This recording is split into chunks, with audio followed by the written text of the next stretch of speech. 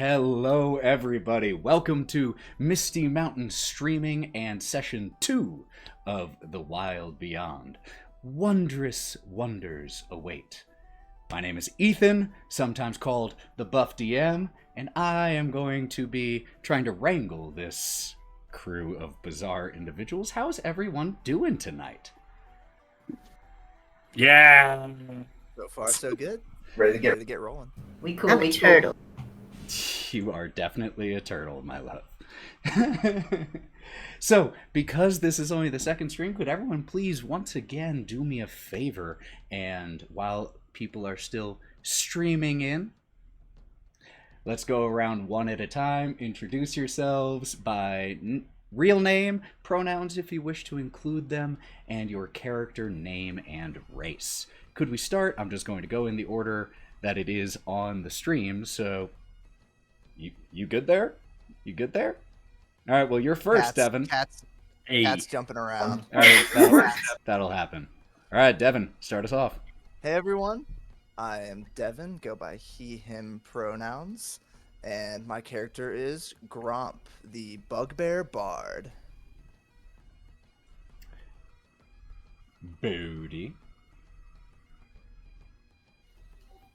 Hi, I'm Lauren, she, her, and I play Bodie, the turtle, on a path to oneness. Otto. My name is Mav. My pronouns are he, him, and I get to play Otto, your very friendly neighborhood Feywild Paragon Ranger. And I just want to meet all of you and hang all you my friends and go on adventures together. You're so precious.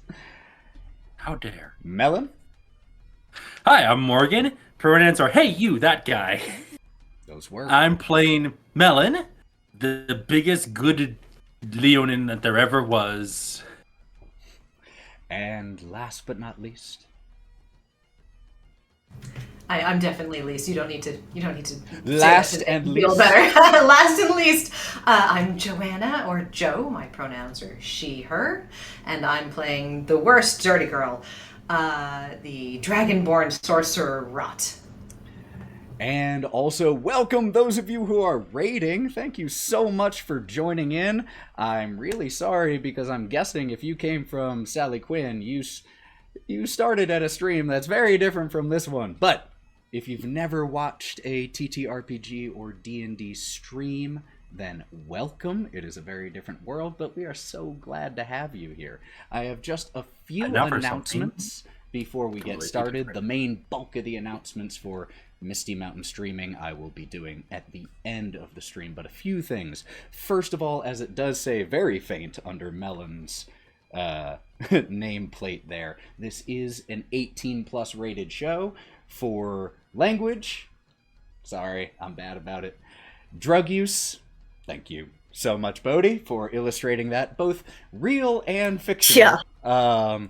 And just, for potential violence, adult content, all of that. So, not for the kiddies, and if you do include them, that's just on you, not on us. Second thing for the stream, we have disabled the community points rewards aspect that Misty Mountain Streaming sometimes does for their games that let you give assistance to the players or give detriment to the DM. And that's simply because I'm bad at paying attention to the stream, so I'm going to miss it because I got all this to focus on. I'm sorry about that, but I hope you still enjoy the stream anyway.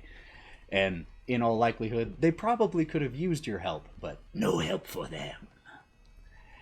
Any announcements from anyone else? Anything going on interesting in your lives or anything like that worth saying? Yes. Hit me. We all love you and thank you very much. Oh, I love suck-ups. You start at level 2. Hell yeah. It won't matter.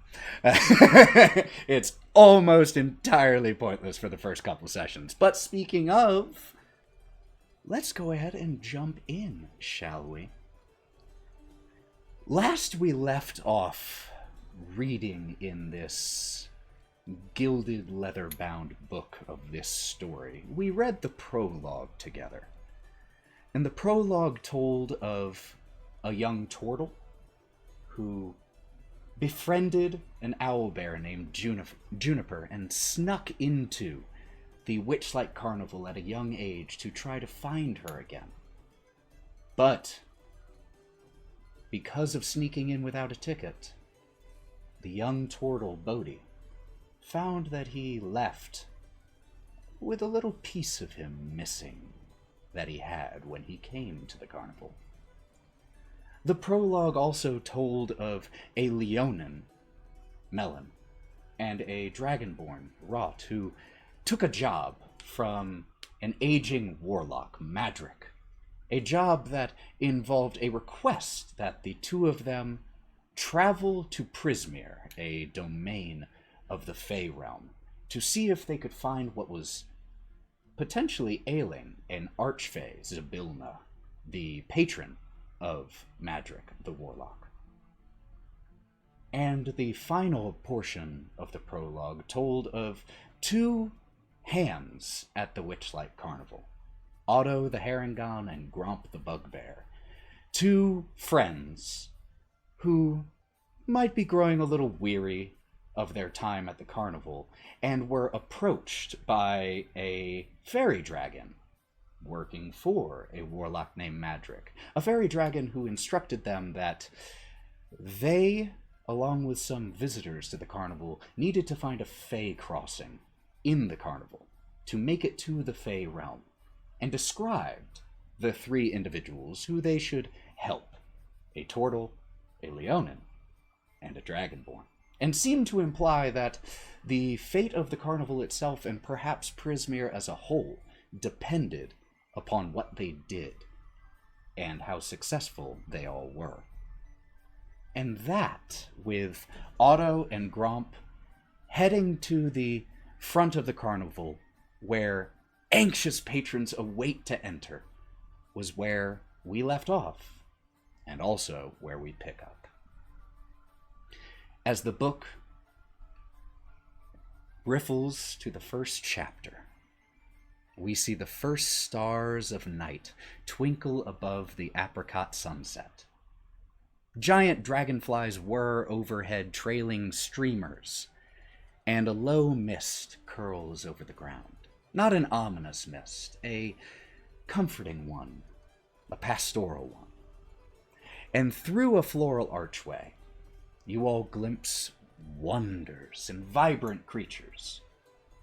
Elf stilt walkers, dancing fairies, painted performers, fire breathers. Everywhere there is laughter and music and pixie dust and bubbles and the tune of a whistling calliope and the smell of pastries and sweets.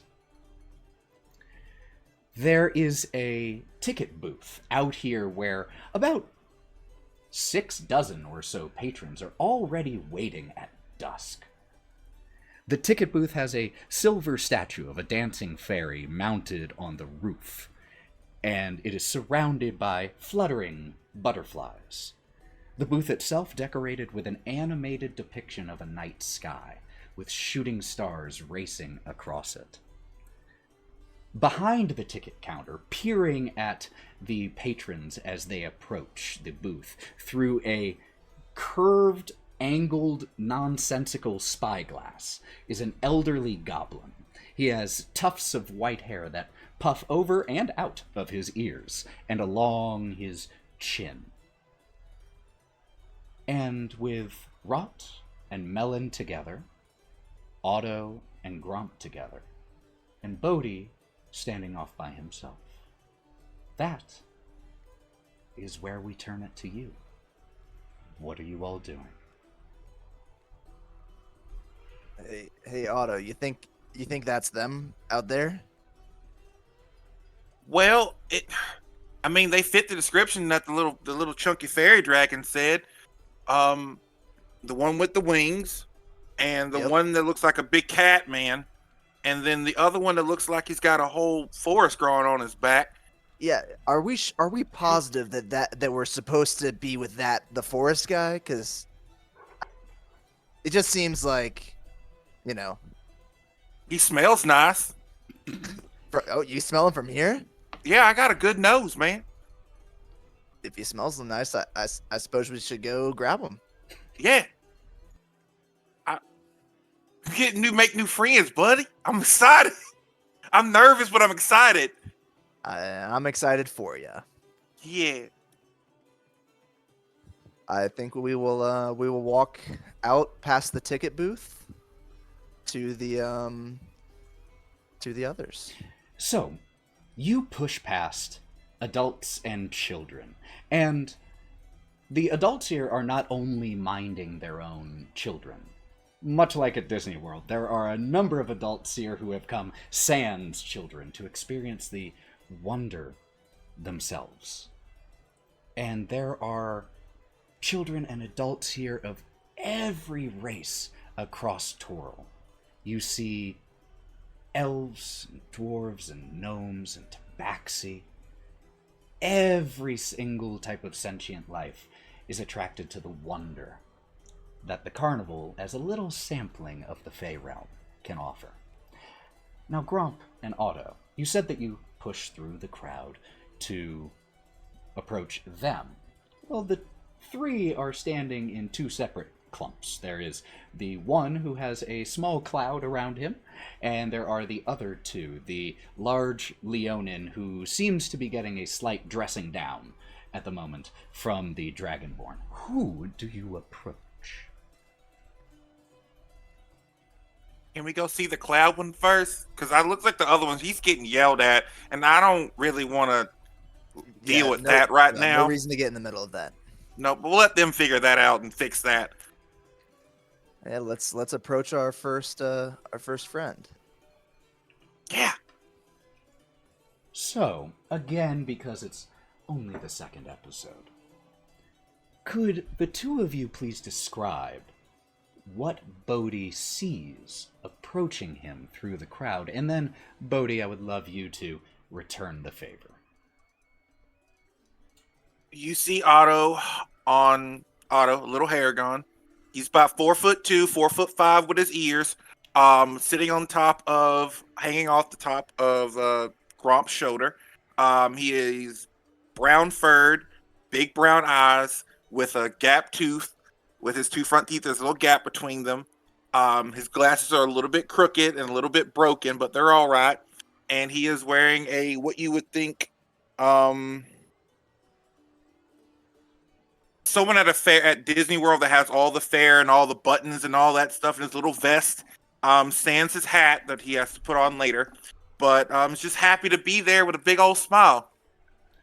For some reason, when you described with all the buttons, first of all, as a decade-long Renaissance fair worker, I totally understand what you mean, but my brain couldn't help but immediately go to shenanigans or like hula hands, just like buttons. Yes, 100%. Or flair. Where's your flair? All of my flair. Just happy to be there, even though I'm not getting paid apparently. But I'm happy to be here.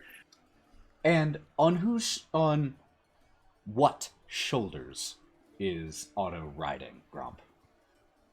Yes, holding on to the shoulder, you see a just over 7-foot bugbear with thick brown fur, wearing his carnival vest, not nearly as decorated as Otto on his shoulder. One button that's required, nothing else, with a hat that you don't think any of the other workers there are wearing. Really his own style, probably shouldn't be wearing it in the first place. Can you describe that hat for me? Yeah, it's pinstriped, red, blue, green, and yellow. Oh. Doesn't make any sense, but he's wearing it very proudly.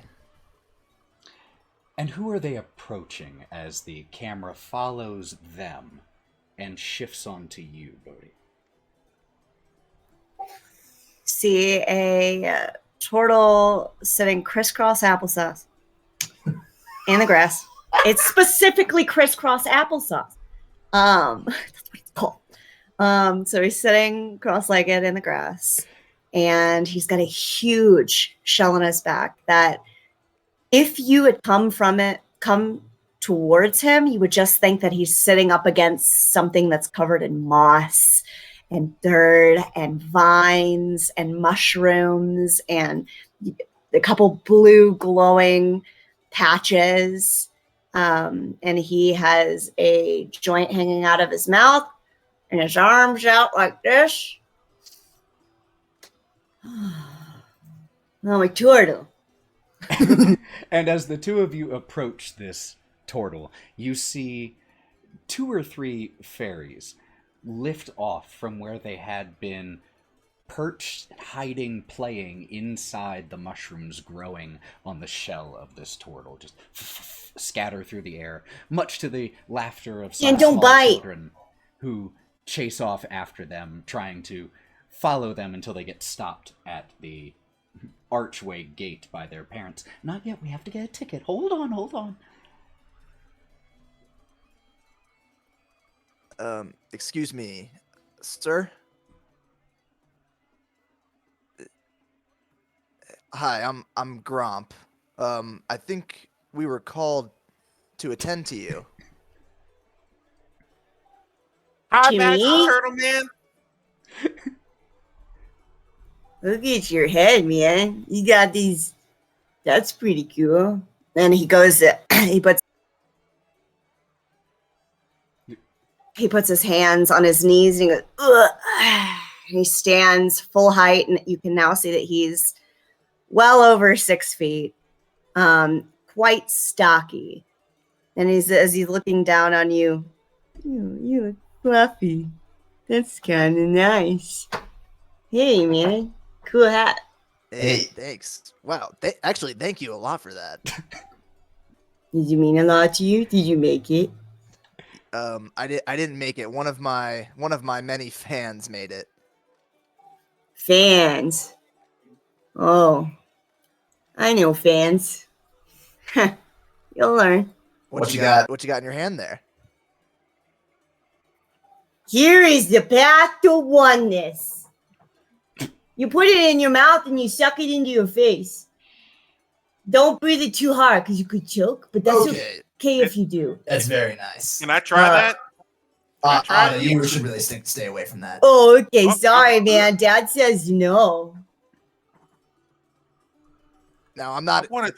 I just want to make He's this clear. not my dad. I'm not his father. He's my best buddy, Gromp. And I'm Otto. Nice to meet you. Yo. He hands you his little clawed nub that, despite its sheen and moisturized appearance, is quite calloused on the bottom of it. Have you been to the fair before? Once. Yeah, I was really little though at the time, so it's probably a lot different now. You know, kids these days like more stimulation.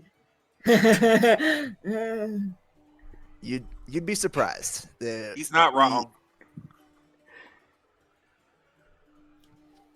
Yeah. Well, what are you guys doing here? And you said attend me? And also, sir? No, my name's Bodie, man. Nice to meet you. Wait, I already met you, right? Yeah, it's a pleasure to meet you, Bodie. Do you wanna follow us? We have some more people to grab on the way in. Oh, I don't like to touch people without permission, man. But whatever you want to do, I'll be over here. So. Well, you have my consent. Cool, man. And he picks you up and it like very quickly. And he's like, "Where are we going?" We have to go talk to those 2 people over there. The big cat man, and the one that looks like a lizard with wings. Man, you can't just be saying people look like lizards, man. It's really fucked up. He's pretty. Look at her. Oh, And yeah. Oh, no, you're right. As the 3 of you make your way through the crowd slightly with this large turtle holding you, Otto, in a horizontal position, so you're just pointing forward almost Superman style, and that's the direction you're going. You've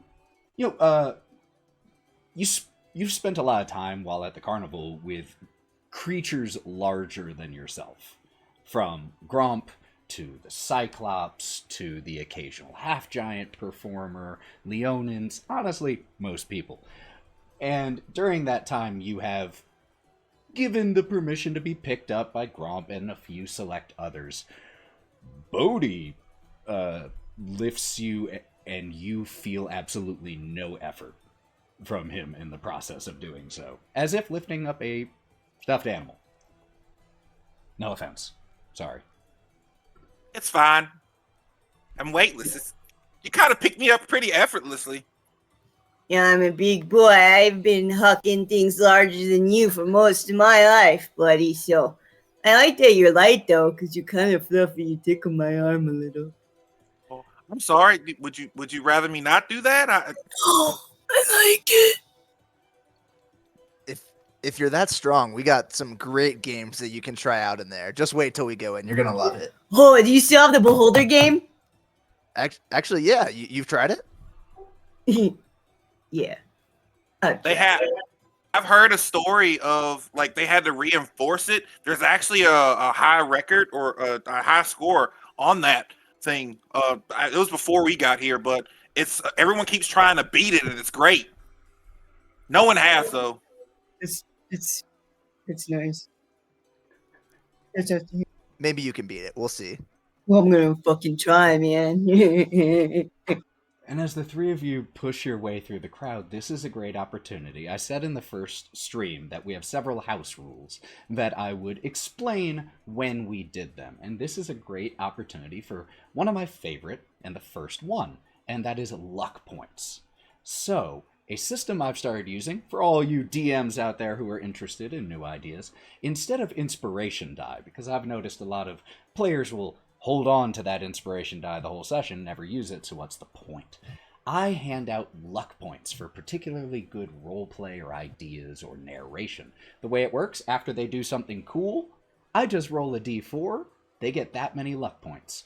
If they spend 1 luck point, they can modify any of their own d20 rolls by 1.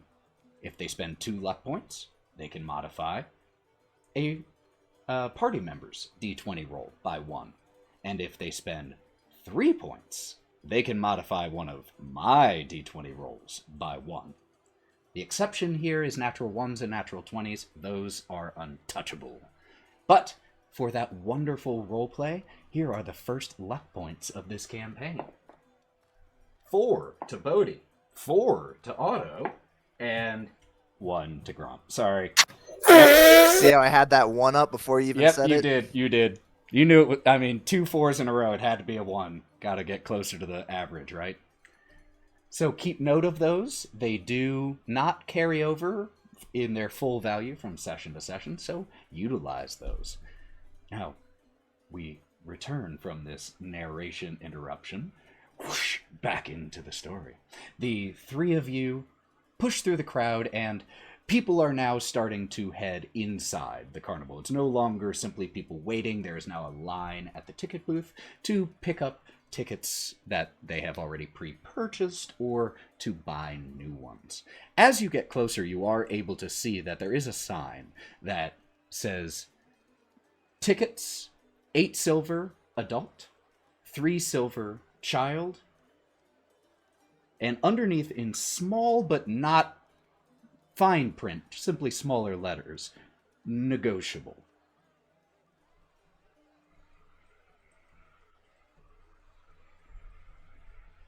And so the three of How you... close? Oh, yep. I was going to ask how close we were to the others. Oh, I mean, the outside waiting area, it's not a football field or anything. So just in a matter of seconds, you managed to close the gap. And Wraught and Melon, you two see approaching you, now only about 10 feet away, and pushing an angle through the crowd instead of going with the flow of the crowd, a turtle with mushrooms growing on his back, a joint in his mouth, and a herring gun under his arm, followed closely by a tall bugbear in a multicolored pinstriped hat. Right. Did you steal something? No, but they're coming here. This might be a threat. No, look at what they're wearing. You can't be a threat and wear that. Oh, rabbit. Rabbits are good. That is going in the book of quotes for this campaign. You can't be a threat and wear that. Book of quotes, first one. So So, as we described these three, who do we see this trio approaching? Joe, if you want to go first. Standing next to the Leonin is a much shorter, about 5'2", red dragonborn, who is dressed in such a way that it implies femininity without any sort of noticeable feminine traits about her. She has lots and lots of golden piercings, lots and lots of frills that are done up in golds and reds that look like she could flare them out when she speaks. All of her claws are painted. Behind her is a large, heavy, frilled dragon tail, and hooked over her shoulders, hanging like a cape, are a pair of wings. And as you noticed, as you were approaching, whenever the line would move and she'd need to shift forward, if she was using her hands animatedly to talk to her companion, the wings would actually come down and act as like a secondary pair of legs to kind of push her along, and then come back up and hook around her neck. So they're a little bit dirty. I know I'm dating myself here, but I don't know if you've seen The Great Mouse Detective, but there was the Of bat course. character who would occasionally Exactly. push forward on the wings, and that's immediately what I have. Yeah, that's exactly it. So occasionally she uses them to either nudge people to the side or use them to move herself, picking her legs up on off the ground until she puts herself back down again. And Melon. Next to her, or them, whatever they choose to be, who knows?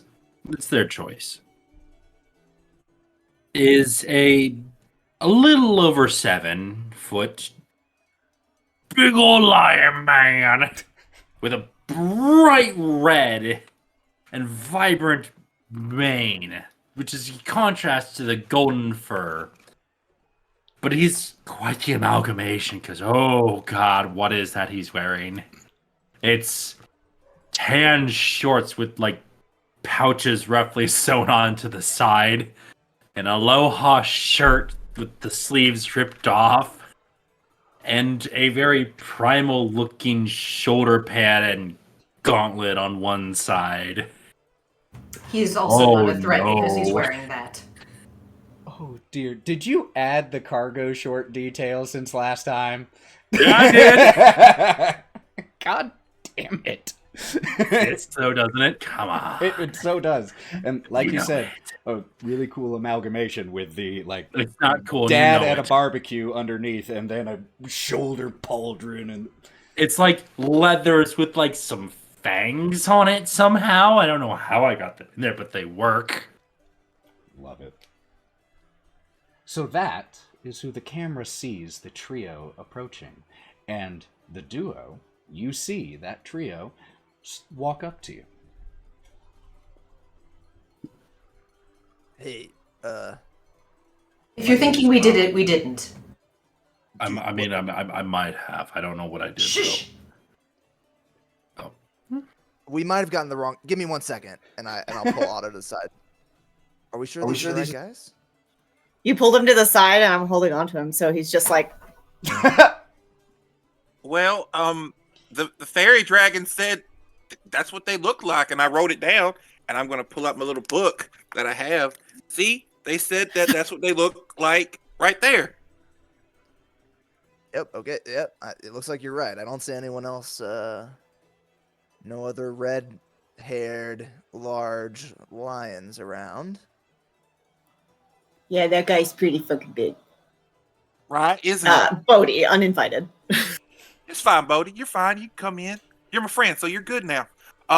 You're in this friendship circle now. Yeah. What? No way. And plus, you That's smell pretty really rad, nice. man. That feels good in here. My heart, not the show. But I guess, yeah. And thinking about who these three are, just even the little we already know about them, I'm going to say this whole pull aside little conversation is not very quiet, secretive, or whispered. So the two of you are just hearing, like, are we sure we have the right guy? Big lion. Let's just keep moving up in the line and pretend that we never made eye contact. I mean, we have twos, don't we? Yeah. We're gonna Wait. buy tickets. No, you don't have to buy tickets. I have yours. Well, you That's have nice. ours. And yours too, Bodie. Hi, by the way, hi. My name is Otto, and I'm still in Bodie's arms with my hand outreached. This is my friend Gromp, and this is Bodie. What are your names?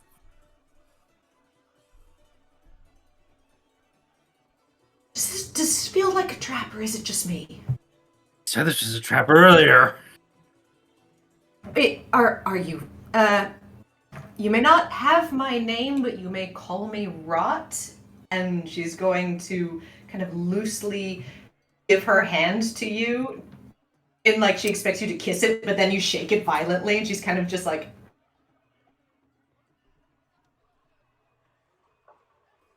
Oh, muted. Nice to meet you, Mrs. Wraught. And your name? Just tell him. Oh God. Oh. Didn't forget your name. You told me about social interactions. Okay. They call me Melon? And I stick my hand out. Just and I clasp around yours. Dwarfs your hand. But then I don't move at all. Well, that's a wonderful name. Like I think it's a fruit, right? It's a fruit, right, Gromp? Yeah, you're right. That's wonderful. Well, if you try and shake it, you can try. I'm gonna just no. There's no movement. You end up like pumping your shoulder. Well, you're strong too. When do I let go? Now. Oh, okay. I'll Looks count like to we 3 gotta- and then let go. 3. I can count. Got to some uptown folk, Otto. Yeah, I guess so. Well, I'm happy that you're here and enjoying the carnival. But we were told by a big fairy dragon to look for you three. What was it? We're supposed to help with a quest of some sort, but we made sure that you guys had tickets, so you wouldn't have to. So there wouldn't be any issues with you being in the park if you don't have a ticket. I do have a question. Yes. Can those ticket tabs be redeemed for food? Oh, food where? Yeah. We'll take care of your food. Yeah. Just don't worry about that. Just come with us. I thought I might need 3 for him. Well, actually, He does. this is as fine a time as any to explain it, since 2 of you have worked here. You know exactly how the tickets work. The tickets are an 8-punch system. You get 8 punches per ticket. Those can be redeemed for any of the stalls and attractions. There's nothing, as far as I know about the carnival, that costs more than 1 punch. But that can be used for the rides or snacks. And you are allowed to purchase multiple.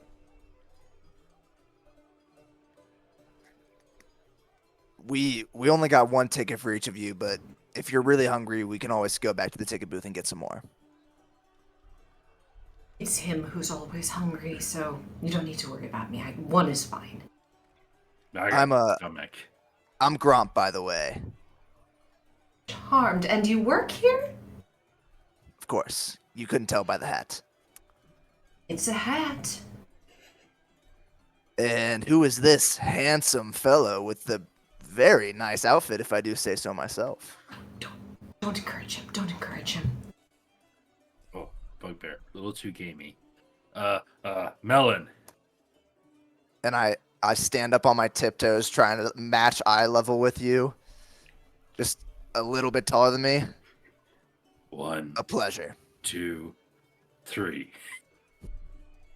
Still no shake. We're working on it. Okay, good. Otto, do you want to lead the way? Yeah. This way. 3 luck points to Melon and 4 to Wraught for that. Yeah. And as Otto starts to push his way through the crowd, excuse me, the rest of you following behind, you hear a voice shout out from the ticket booth. Otto! What was your name? Gromp! Yes, both of you, come here, I have something for you. Yeah, what do you got? Just one moment, Says to the person who was at the front of the line as the other two of you cut, and reaches behind the counter and pulls out a small box with a silver clasp and the letters NM embossed on it. And he opens it and pulls out 5 tickets. He first hands one to each you, Otto, and you, Gromp. And written on the ticket is good for 1 night off. How'd you get this? You mean it? It was a, interested benefactor.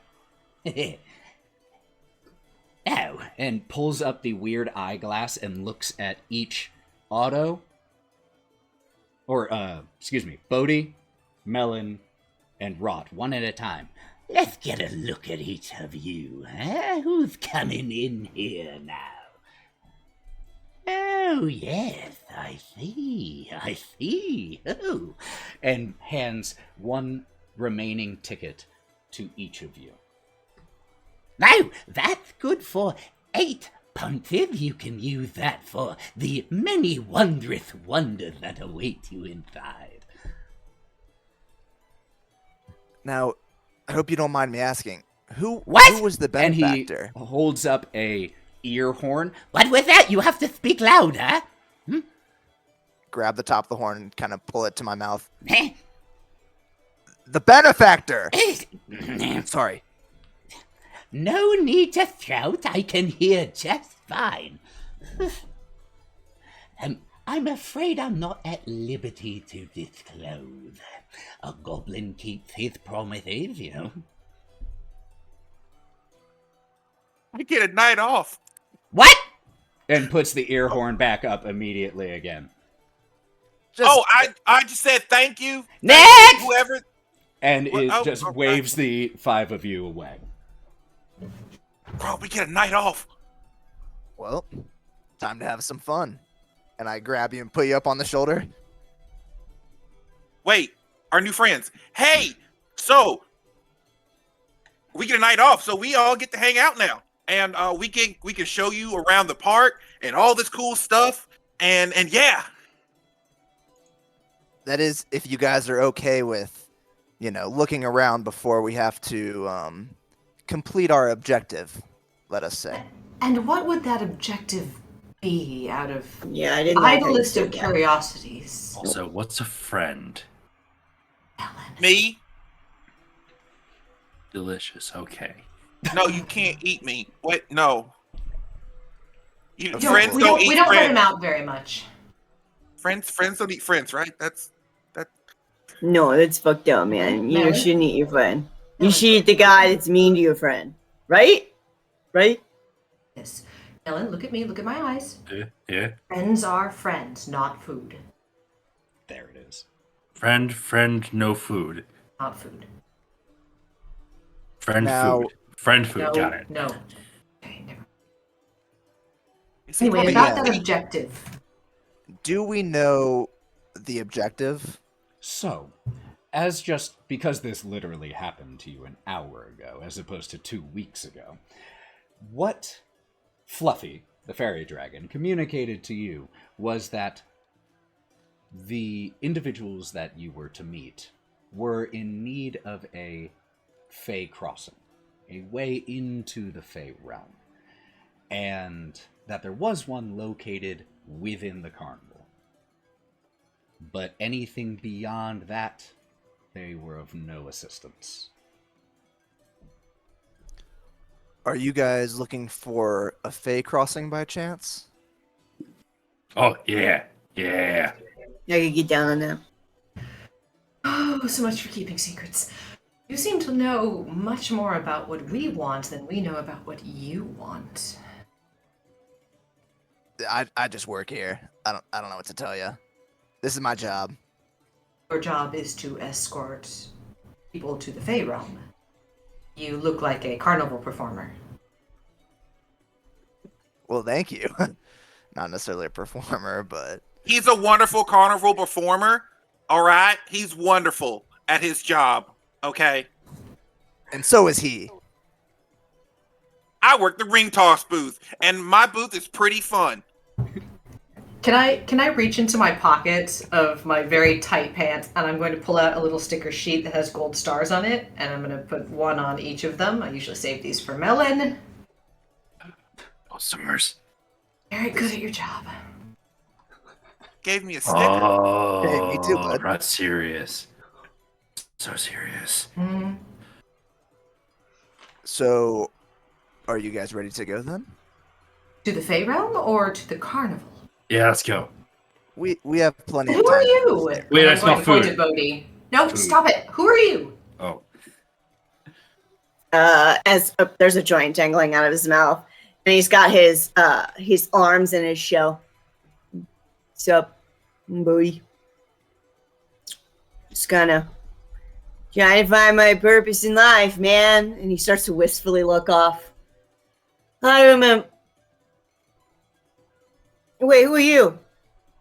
Snap, just to try to get his attention back. Holy.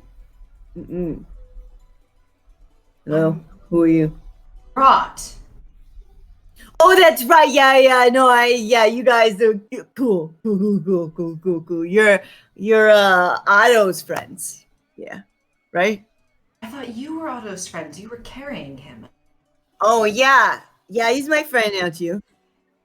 But just like recently, not like a long-term thing. Yeah, we're feeling it out. I think it's going pretty well. Is this how people usually make friends? By being incredibly awkward to one another? Usually. That's how you find the good ones. Write that down. You passed the vibe check. Vibe check. It's a good thing. It means you seem cool, man. I don't know, but it sounds right. Don't worry about the label. Otto, we are in for an exciting next couple of hours. And as And you that say was that- I cast a message to say that to him. So only you hear that one. I was gonna laugh. As the five of you pass through the floral archway, each of you is handed, even right now in this instant, you, Otto and Gromp, a pair of butterfly wings that you are instructed to wear inside while you are visiting the carnival. If they think I'm putting on some damn wings to walk around the carnival, they got something else coming. You got wings? No way, man! Give some to me! I did. Here you go. Do I need to wear them if I already have them? Yes, you three definitely need to wear them. Here, Otto, watch you this, gonna put watch yours on? this. I want to put Otto them on already Wraught's- has his on. I want to put it on Wraught, but around their head, so it's like winged head. They are enormous on Wraught's head. That's an interesting look. It's kind of cool. It suits you.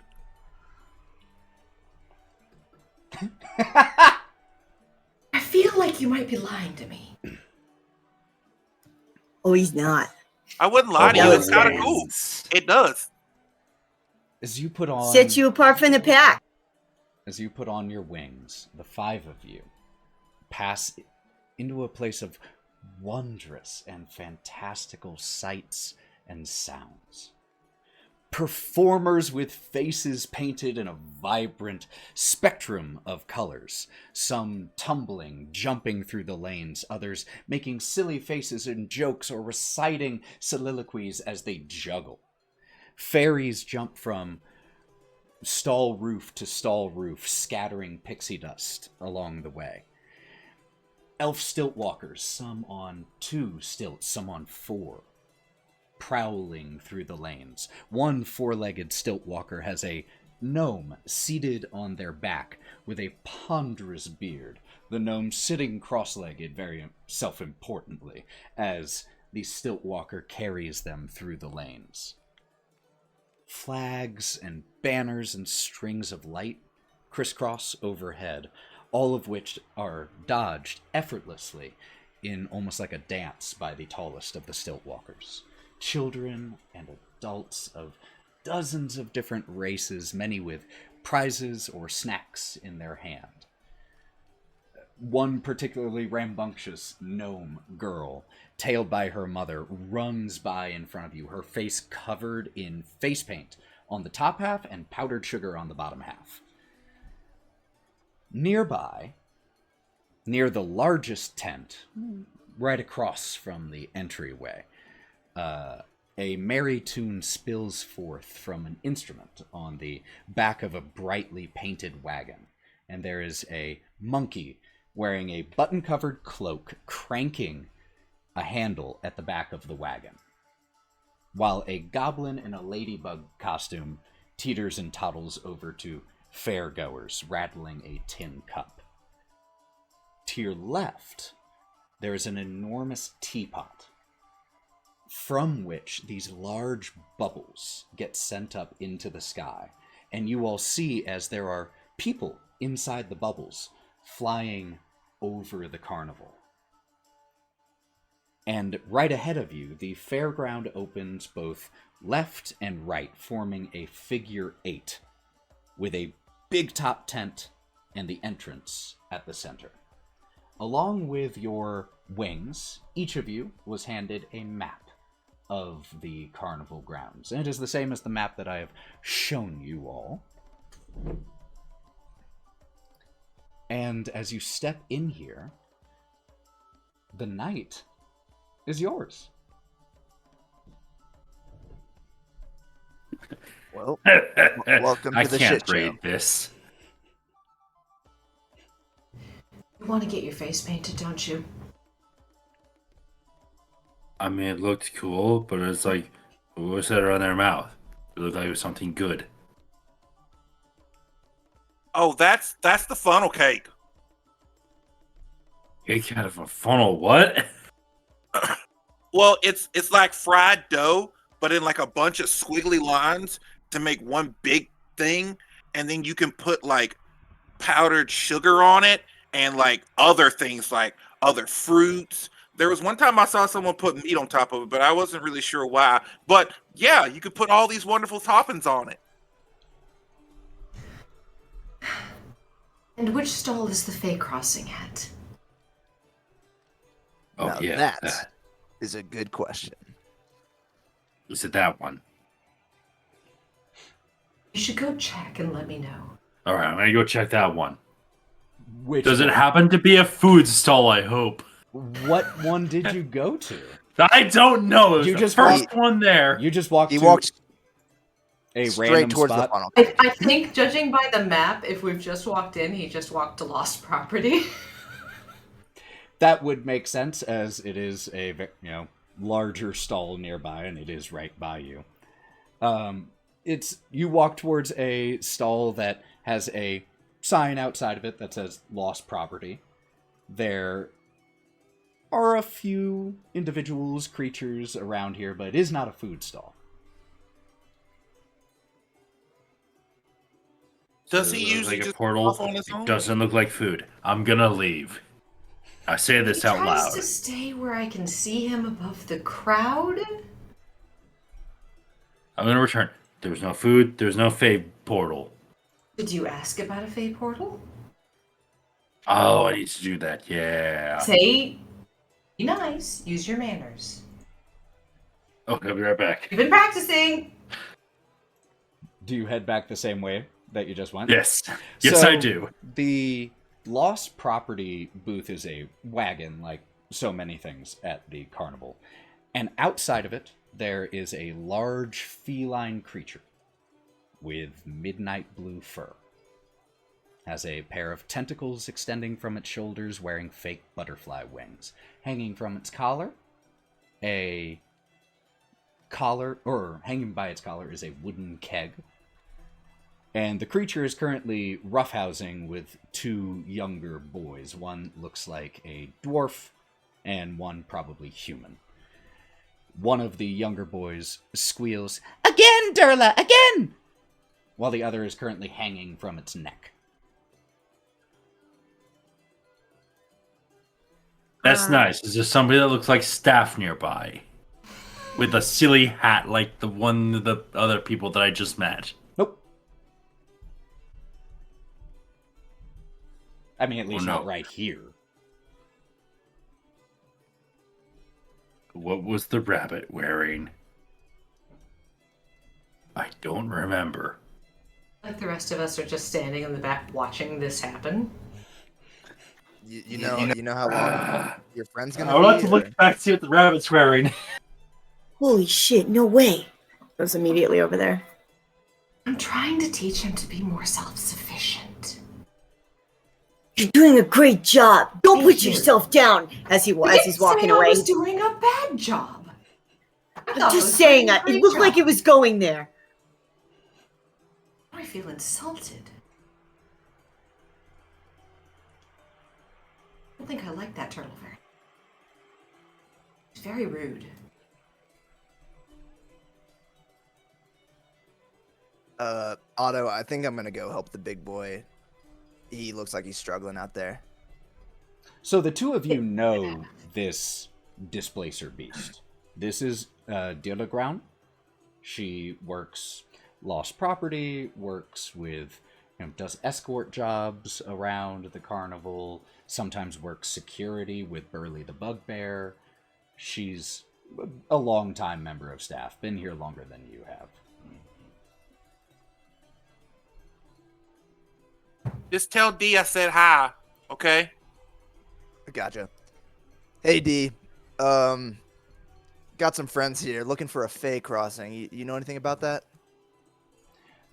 That's the staff. The Dirla continues playing with the kids for a second, ignoring you, getting to a spot where she tosses them both off. Hold on just a second. Dirla has to talk to someone. What were you asking? Sorry, D. We're looking for a Fey crossing. You know where we might find that? That's an interesting question. Why? Oh, I know. Why? Job. Don't, looking back at you, Gromp, isn't there somewhere you're supposed to be right now? We'll take a look at this. I've never gotten one of those, looking at the ticket. They did tell me that if you help other employees find things, such as Fey crossings, that you actually do get them. I'm not 100% sure about any Fey crossing, but I do know that from... And she suddenly gets a very sad look on her face. From time to time, things do go missing from the carnival and never come back.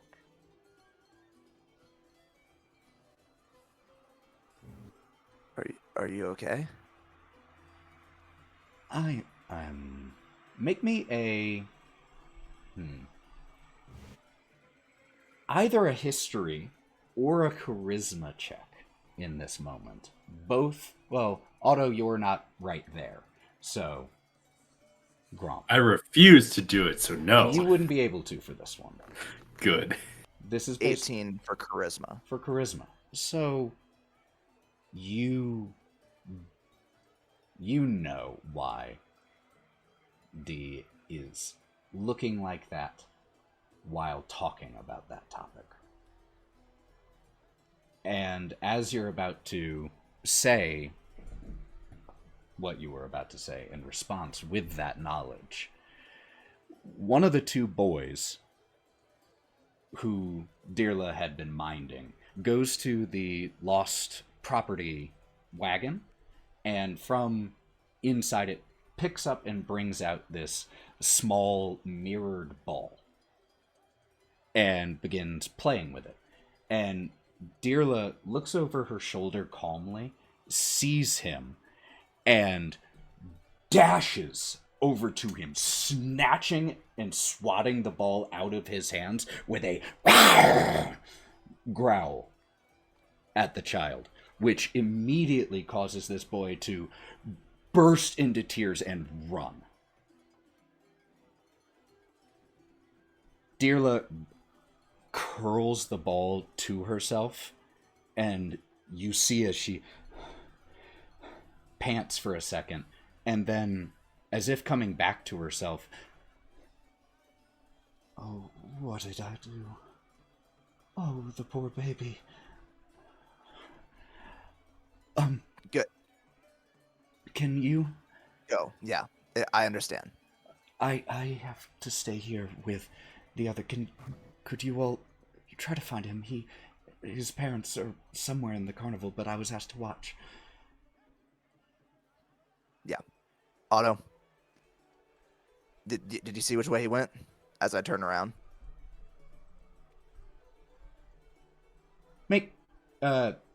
Yeah, it's not difficult to have seen the general direction that he went. He went that way? Okay, Dirla. I'll be back to talk more. We'll take care of this for you. So, or you say that, and she's still, like, she has padded over to the wagon, and she deposits the ball in there, and she turns to the two of you. I am so ashamed of myself. I am sorry that you saw me like that. Please see if you can find Vero is his name. He's a good boy. He didn't mean anything by it. Please. Yeah, we'll take care of it. Thank you. Don't worry about it. Could the we're at the fair. Yeah, we're at the fair. I should. I'm sorry. The two of you, or Otto, you now that you have witnessed this, can make me, and Bodie, can both make me. Bodie can make me a history check, and Otto, you can either make me a history or a charisma check. Basically, the reason I'm giving both of those options is history would be, what did you hear, what do you remember? Charisma is, how close of a relationship did you form with Dirla throughout your time here?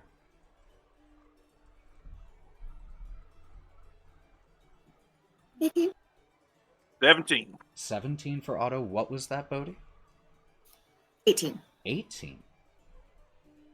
Bodie, when you saw that ball, you remembered your first time at the carnival. Meeting Dirla Gromp, not knowing her name at the time. But you remember seeing that silver ball being played with by her cub. And the two of you, Otto and Gromp, both know that Star, Dirla's cub, has gone missing in the past couple months and has not been seen.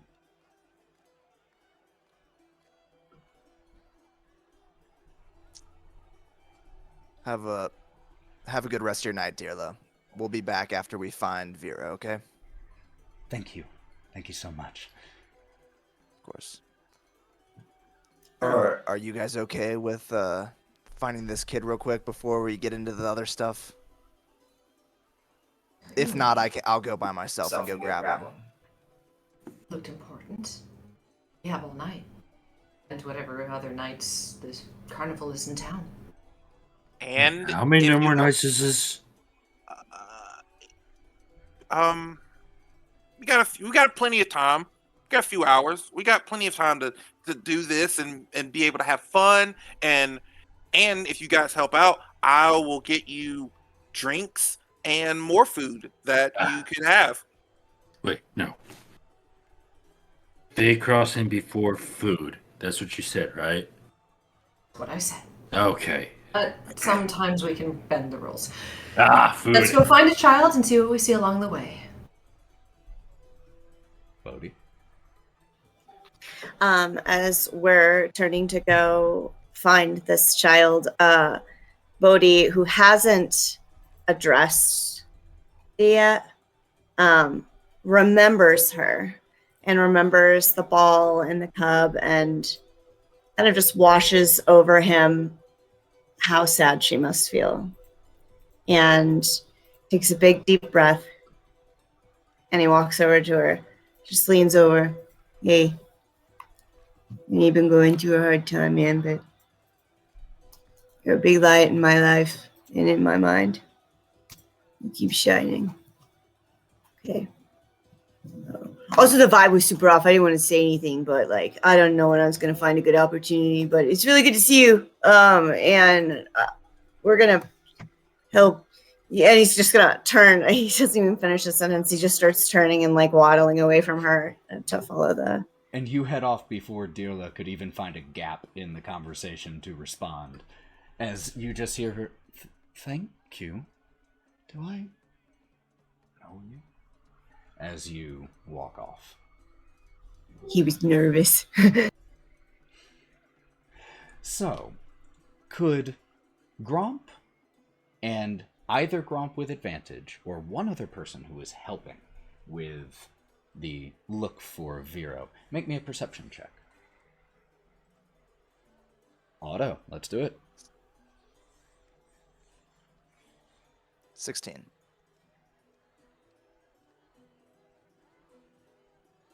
$15 plus 5, 20. Vero didn't make it very far. He is currently like just to the side of a small candy stall nearby. Just gonna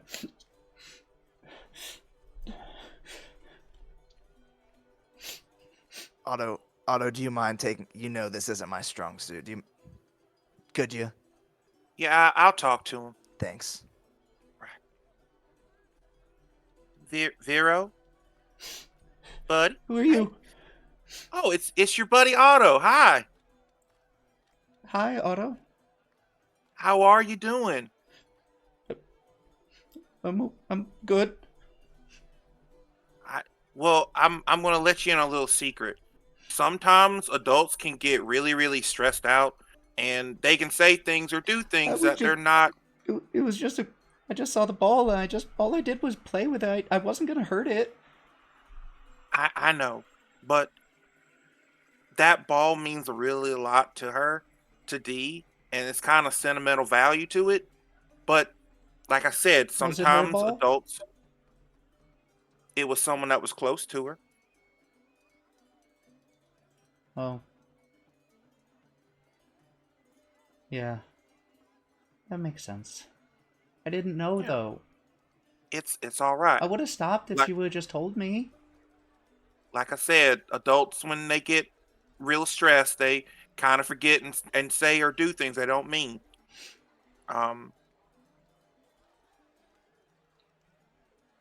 think since we're all standing nearby, we're all listening to this conversation, I think Wraught is going to kind of like put her hands on her hips and kind of lean over Otto's shoulder. Whoa. And I'm going to... Hi. Hi. You're so cute. Are you a dragon? I am a dragon. Do you know what dragons like? Gold. Shiny things. Yeah. Shiny things, you're just right. But listen, I have a friend who likes to touch shiny things that belong to me. Just like you did. I didn't know it belonged to anyone. No, and he's never in trouble because he doesn't know. Do you know what I've taught him? And I think it would work perfectly for you. What? First, you put your hands in your pockets. Always? See something shiny? Always. You see something shiny you want to touch? Put your hands in your pockets. Then you ask. But, like, all the time? Because, like, what if I see All a the fork time. and I'm going to be eating? Do I have to put, like, that's... Yes. Every time you see something you want to touch, you got to put your hands in your pockets first. Hey, that's the lesson you taught me.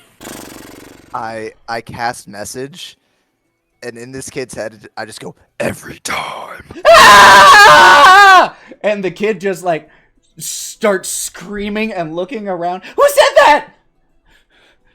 That Did was you the all voice hear of that? your dragon spirit. Dragon spirit that wants you to put your hands in your pockets.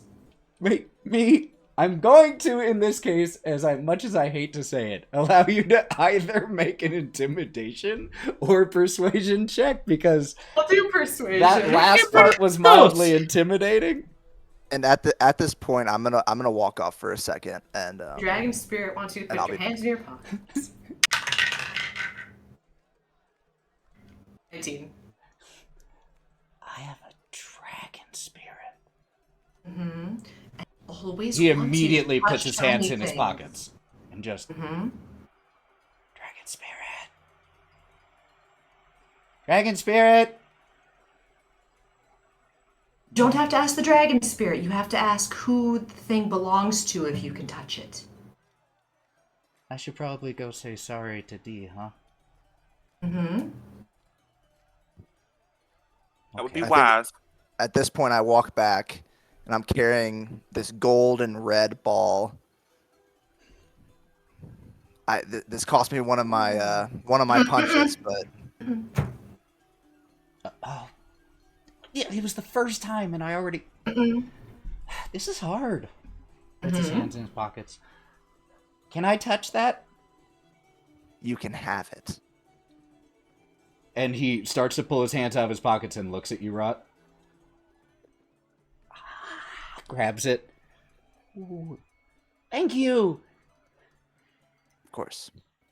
Do you think if I gave it to D, that would let her know that I'm sorry? I think she'd be happy to know that you still want to play with her. Yeah, she's fun. I mean, that was really scary, but, that's fun sometimes, too. Let's go! And starts running back with the ball, like, drops it once, has to pick it up. And when Vero runs a little bit ahead of you and makes it to the lost property booth as you all come just around the small corner, and as he's running towards Dirla, she turns and gets this... You know that posture that animals take when you can tell they're sorry for something? Like how they slightly hunch and just wait for that in that first moment of approval afterwards. She kind of tucks away, and then he runs up and drops the new ball right behind him and just runs up and grabs Dirla as one of her tentacles comes around and wraps around her, and you can just hear muffled in her fur, "I'm sorry I got the ball. I didn't know that it was important to you. I wouldn't have done it if I had known. I'm sorry I lost my temper." And she lays down in front of the boy, getting pretty close to eye level in the process as she sphinx sits up. We grown-ups aren't perfect, and we lose our temper too. And it's okay if that happens to you sometimes too. Just remember to say you're sorry when it does. I'm sorry that I lost my temper with you, Vera. You didn't mean anything by it. You didn't know. And I know that if Star were here right now, she would be playing with that with you. So, as long as you promise to be careful with it, you can play with it if you'd like. No, that's okay. I got this one. And runs over and grabs it, and just, with the easy forgetfulness of childhood, is just off chasing the ball that Dirla then leaps on to... In this ball being about this size, with her mitts being about this size, is just like knocking around a ping pong ball. And that moment of negativity has been washed away, and if anything, in an even better place than when you all arrived. I think in that moment, I'm thinking about asking more about the Fae realm, but I want her to enjoy the moment of happiness, so And You guys ready to keep going? In this moment, as you all watch this, and the boys are laughing, and Dearla has this deep, purring chuckle that she does as she laughs and plays, the lights all around the festival glow just a little bit brighter and a little bit more vibrant. And the music, the notes just hit a little bit sweeter. And the air smells just a little bit better. The heavy smell of baked goods and sweets mixing with the incense from mystical booths just fills your lungs.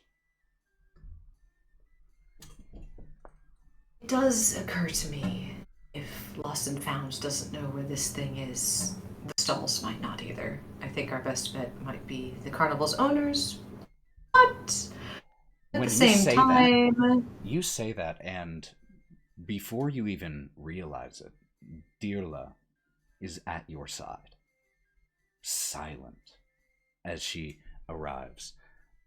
Mr. Witch and Mr. Light seem to have been on edge lately. If you're wanting to learn anything from them, I would advise against directly approaching them. Maybe a more... And she turns in that wide C that cats do when they lazily go to turn around. I would advise a more surreptitious method. And then pads off and back to the children.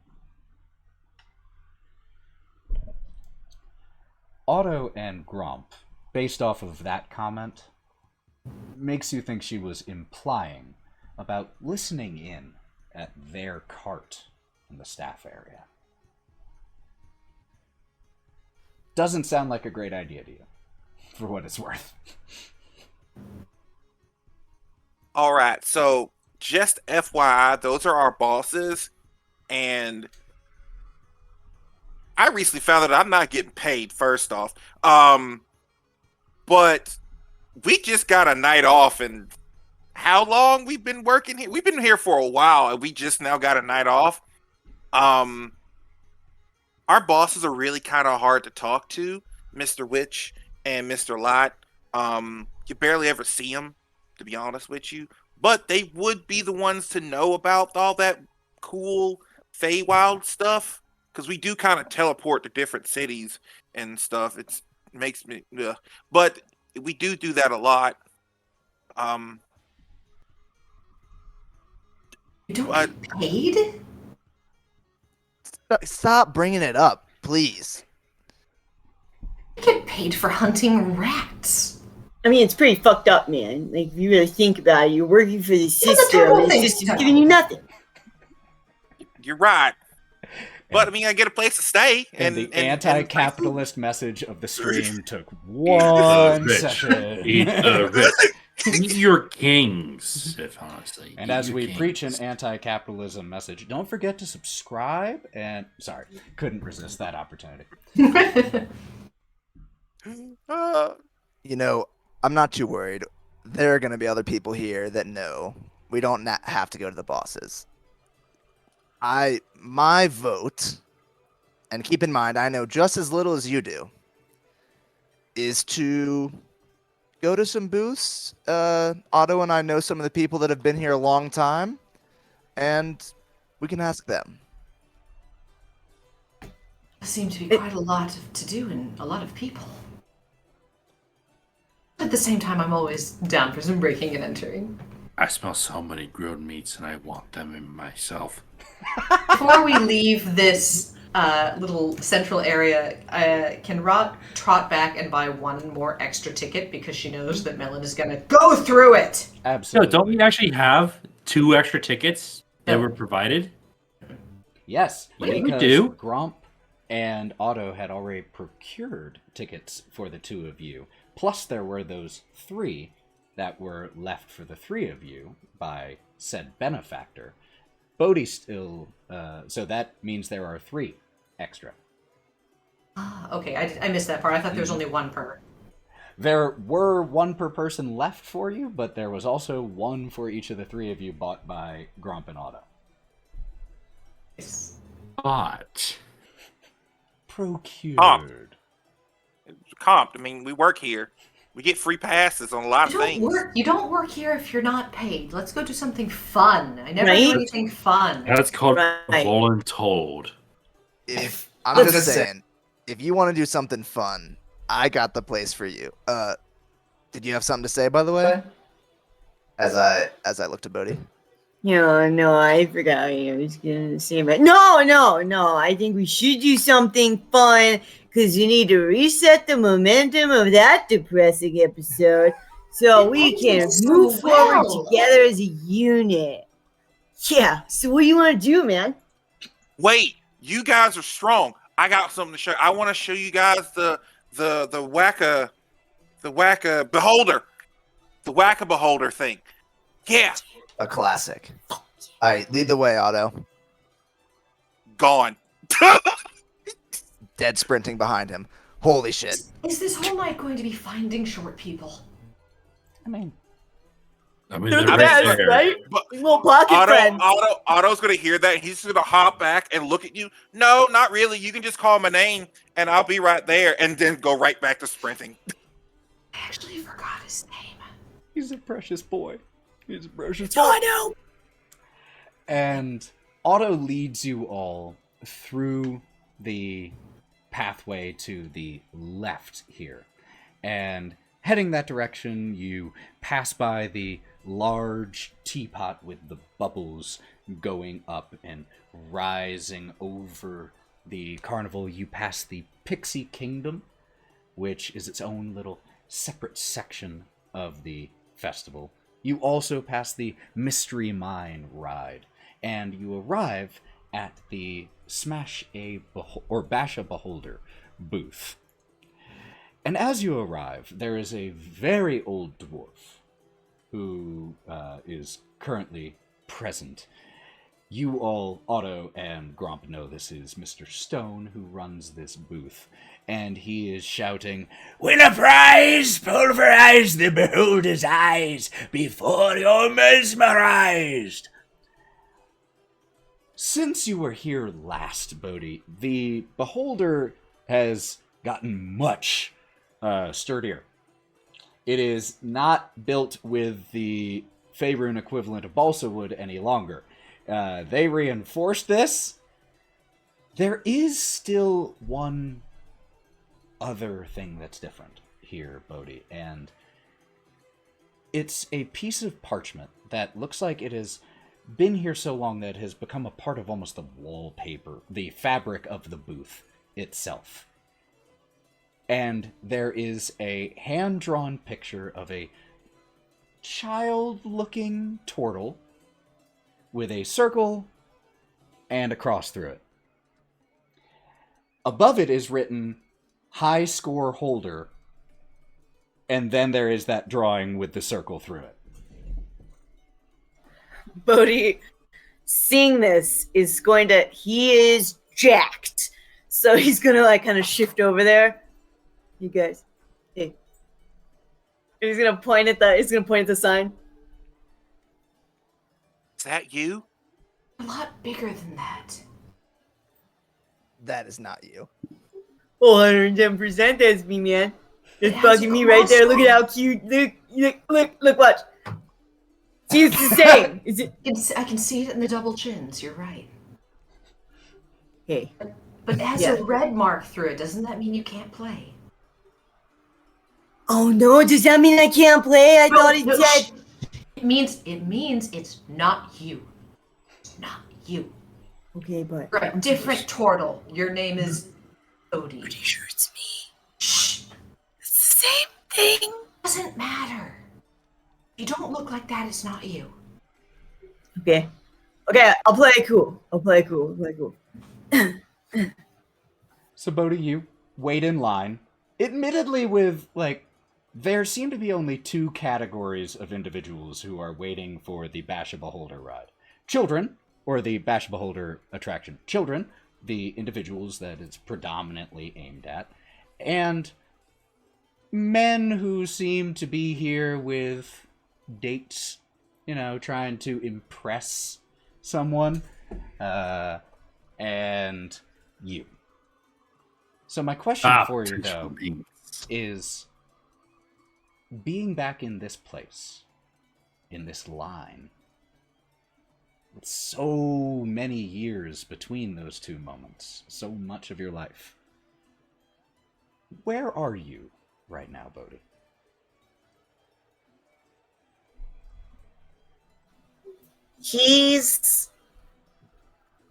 Bodie has been practicing gratitude and living in the moment. And so he is very much in the present moment. He is looking around at every little thing. He's hearing every sound. He's smelling every smell. And he has this hopeful joy in his heart because he remembers how truly foundational to him, truly beautiful a moment it was for him. His first win. So he's just seeing how it's different this time around. I just want to probe until he gets to the top. Deeper on one thing that you said. You said that moment over 100 years ago, when you first played this, was foundational to Bodie. How? What was it foundational for?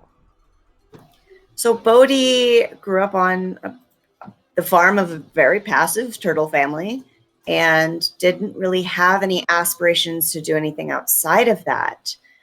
He never felt like he was seen by anyone or that he could do big things, do anything besides what he was taught. So being at the carnival, this magical, beautiful place, it felt like anything could have been possible. So after he was super dejected, not being able to do the rhyming thing, this was his first high, and he's been chasing it ever since.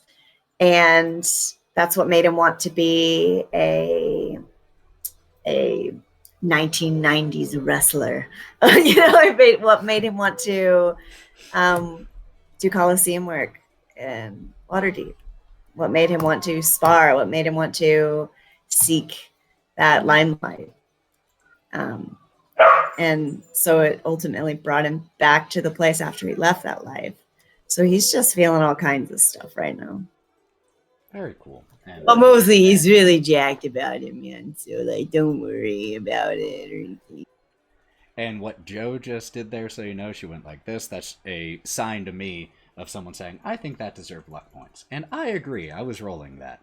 That is 2 luck points for that more in-depth analysis of yourself. And as you wait through the line and you get to the front, the dwarf that you see is familiar to your memory, but different. Maybe a son, maybe a cousin. But as you step up, Bashabo stops and does this overly dramatic slow turnaround to look at the parchment with the drawing. Well, if I didn't know better, I would say that. I'm sure it's not you. He looks over to Wraught. Well, that will be 1 ticket punch. Be sure to keep track of this for yourselves, how many you have remaining on your ticket. Bless you, note taker people. Punches it, returns it to you, and hands to you a familiar feeling mallet. What once took 2 hands, now only fitting in 1. But as the whoosh, eyes start to emerge from this dummy beholder with the 8 eye holes coming from the stalks, and the first one whoosh, pops out. Could you please make me a strength check, Bodie? Can Bodie do okay? I really want to do this, but I feel like he would actually turn around. Hit me. Okay, he would actually. So he'd look at it, and he'd think for a second. And he'd turn around and he'd look at Melon. What you got, slugger?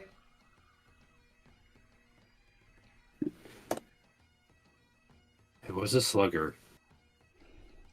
Just It play means it's a guy who hits shit. Spirit. It's just like a slang. Maybe it's not a catching. I don't. The first Who hit the eyeball thingy? pops out. What? Do you try to Hit it, Melon! Hit Oh, hit it. Oh, okay. I'll smack it real good. Could you make me a strength check, please? 21. Yes, a 21 will absolutely succeed. The first one, and you smack it right back down. A second one pops up. Another strength check. Be prepared to do this a few times. Strength check. Another 21. Jeez, really? Yes. Just smack it back down. 17s. And you hear the hawker of the booth. Oh, two already! Does he get a third? As a third pops up. Oh no, I missed that shit. That's a 6. This one, like, you were feeling that high, of it, and just before, almost tried to do like a no look. So that means the eye targets you. Oh yeah, I forgot to tell you how this works. As this one goes back in unhit, there is as a gout of gas rushes towards you, and you breathe it in. The effect of the stink gas is you have to, for the rest of the session, before every strength check, you have to make a Constitution saving check or be too distracted by your own farts to succeed. I mean, You get how is bad that different gas already? from this. Okay, it's even worse gas from this there gas. we go. So, on that note, another eye. So, before you make that strength check, can you make Constitution me... saving throw? Yes, a Constitution saving throw. That's cocked. I'm sorry, I can't use that. Oh, I would have loved to. Oh, that's a 17. 17. Your stomach makes this really unpleasant noise, but you're fine. Can you make me a strength check without disadvantage then? Coming up. Ooh, that's another 6. 6. Two 17s and then 2 2s. this Joe, guy I'm goes loving your dice. Back in, and as this fourth eye recedes, the stick in your hand shifts from the rigid hammer to a grass snake.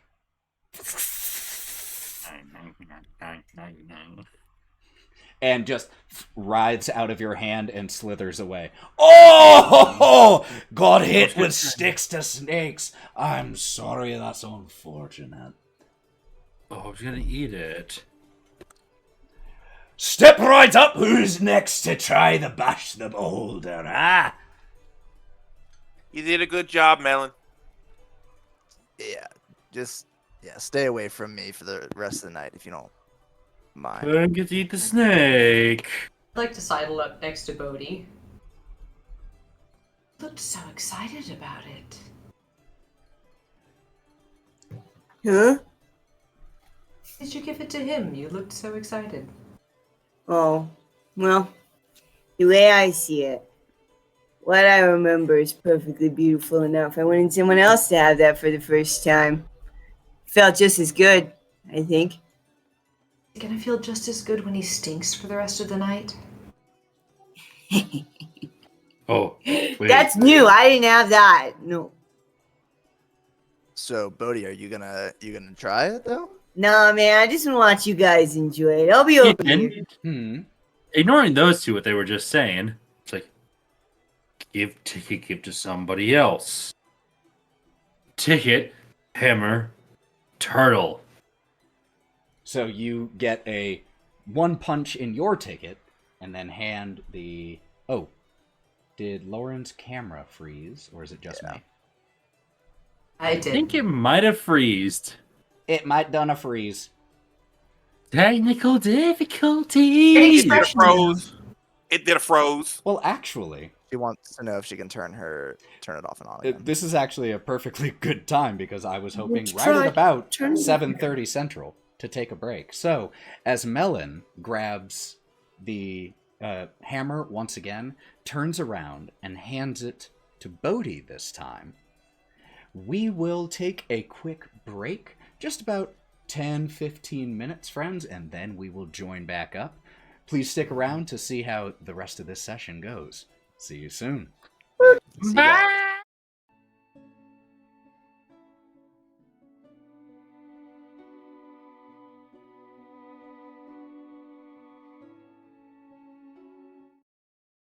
Feeding Melon. And we are back. We've got a black screen here because sometimes art and life, reflect each other, and the bottomless stomach must be fed. And if, as Brennan said, it's okay to snack, but I do appreciate the covering of the screen because otherwise I'll Only almonds, though. Bottomless almonds. constant almonds, and I do. Oh, please, it's steak right now. I do love me some almonds. I'm not gonna lie to you. Well, first of all, thank you to everyone who is in the stream. We appreciate you guys so much for being here, for sharing this geeky thing that we all do together, and just giving you guys a little bit of information about us. I know a lot of Misty Mountain streams are people who come together to play the game from different cosplay backgrounds or all of that. All of us we just brought our whole group here, basically. I'm running each of these crazy people in at least one other game currently outside of this stream, with one person having way more than one other game playing. And 3 of us just survived a 2.5-year campaign. Lauren is playing dare you not 4 pay the campaigns that I am running currently, and Lauren, dare you not share them? And Joe and Morgan were part of a 2.5-year long Rise of Tiamat campaign, which I know gets a lot of shit talked on it as a module, but if you're willing to put a lot of extra work into making it playable, it's a really fun campaign, so I do recommend for people who want lots of dragons. Oh, yeah, Mav? And this is my real voice. This is my second campaign with this man. I'm getting chased by a fucking dommy mommy vampire lady, so it's great. Strahd, or in my game, Stradia, is currently pursuing this man, and he's about to have a very bad time in the next session. But that's a spoiler for a different game. So, we are going to jump back into this one. Bodie, as you all are standing in the left section of the figure 8 that is the fairground of the Witchlight Carnival, you are handed back another mallet, just like the one that you handed to Melon, and the beholder awaits you. Bodie. Why not? And he's gonna go ahead and he's gonna take the mallet. He's gonna look at it. He's gonna fling it in his hand. Our next contender. Let's see how this one fares.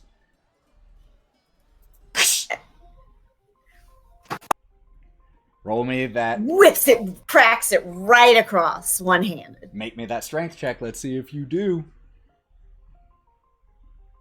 New high score! Swear to God, if you nat 20 this again. Don't. No, but I did get a natural 19. So hold on, let me go into my sheet.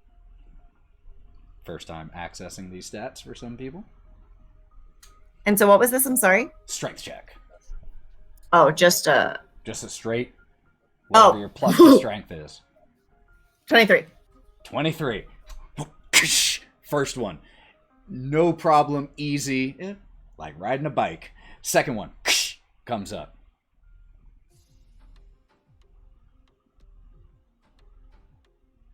Oh no. 10. And as I see Bodie struggle, I reach into my pocket where I just keep a little bell, and I click it and it ding. And I cast Bardic Inspiration. Okay. So, I'm going to allow that. But for future uses of Bardic Inspiration, Yes, it I has know. to be declared slightly before the individual does the thing. But because you flared it and described it so well, and because it's friggin' fun, I will allow that on this one. So I believe at level 1 that is a 1d6 that Bardic Inspiration gives you. Do you wish to use it right now, Bodie? You do have luck points, I want to remind you. And you could save that d6. Let's use some of those. Okay, how many would you like to use? I'm knowing gonna. that you I got think 10? I have. Wait, what? Knowing that you got a 10 on your strength check, how many luck points would you like to use? I thought you rolled a 9. No, I think she said 10. No, it's a 6. I'm gonna use 5 of my luck points. So- to get. You got a 6 total or a 6 on the die? No, I got a 6 on the die, and then I got So- plus 4. A plus 4, so you're at a 10. So Yeah. how many are you Yeah. using right now? 5. 5. Bumping it up to a 15. Smacking My the ego is second really one. fragile right now, man. I need to really knock this out of the park. And the way that luck manifests is your conscious brain did not see the eye come up. It was simply the instincts that you honed over your years in the pit that you just instantly whip out and hit it and you're just as surprised as the beholder was. All right. A third one pops up. And this one, because he felt it. It wasn't as good as the first one, so he both hands it. Okay. If you get this one, the way of winning. Can I use my is Bardic get Inspiration? 3 in the first 5 attempts, and you've gotten 2 out of 2. You'll get a perfect game if you nail this next one. And you don't have to declare using your Bardic Inspiration until after you've seen the result. 18. 18? I mean, you can use the inspiration, just kind of as like overkill if you want, but 18 is... I kind of want to, though. I but I wouldn't kinda wanna, necessarily though. fault you for what it's worth. Wait, what did I get? Plus a d6. What did I get? Plus D6. D6. And you know what I'm gonna do? I'm gonna go there. I'm gonna give you 2 of my points. Oh, we're just piling on. Yeah, because why not? I love this. 21. And then whatever. Plus 1 more from the 2 from Melon as he What did- shouts Oh, out where it I is. said 2 points. Oh. I spent Well, 4. you spent 4, so taking it up to a 23. Cut your second 23 as you whack this. So it is just whoop pop, whoop pop, whoop pop, all 3, no problem, and the machine shuts down when the third in a row has been triggered. Yeah? As Bodie sees this happening, and he's got the mallet in his hand, he slowly looks over to the guy operating. Yeah, that was me. You say that as you hand it back, and he looks back. Oh, my uncle's gonna be so pissed at me. So I mean, I didn't mean anything by it. Literally Take the had stone! 2 jobs, and I... Fuck. Run the stall, keep the turtles away. And as you go to walk away, wait before you leave your prize, and holds up 2 familiar large gloves. Holy shit. No way. And he goes and he takes the gloves and he immediately walks over to Otto. And just to be clear, these are caricature large gloves. In no way ever would anyone ever design them this way. Just like on my hand, thumb, finger, just huge. Congratulations, Bodie. I'm pretty sure you broke the machine again, but good job. well, we got this. We got these things here, and I gotta see them on your mitts. Here, put them on, and he's gonna hold them out so you can put your hands in them. And you've actually never put one of these on before, Otto, you know what they are. You've seen plenty of the kids with them. And you know that... Be honest. You know that they, through magical means, enlarge your hand while it is inside of the glove. And so you're not that surprised, but it is still a strange feeling when you pop them on and now have these enormous hands. Aren't they so cool? As Otto is standing there going like this, just about 8 feet away, walking across the thoroughfare, there is a young human girl with her parents with the same gloves on, not even noticing Otto, just coincidentally also going...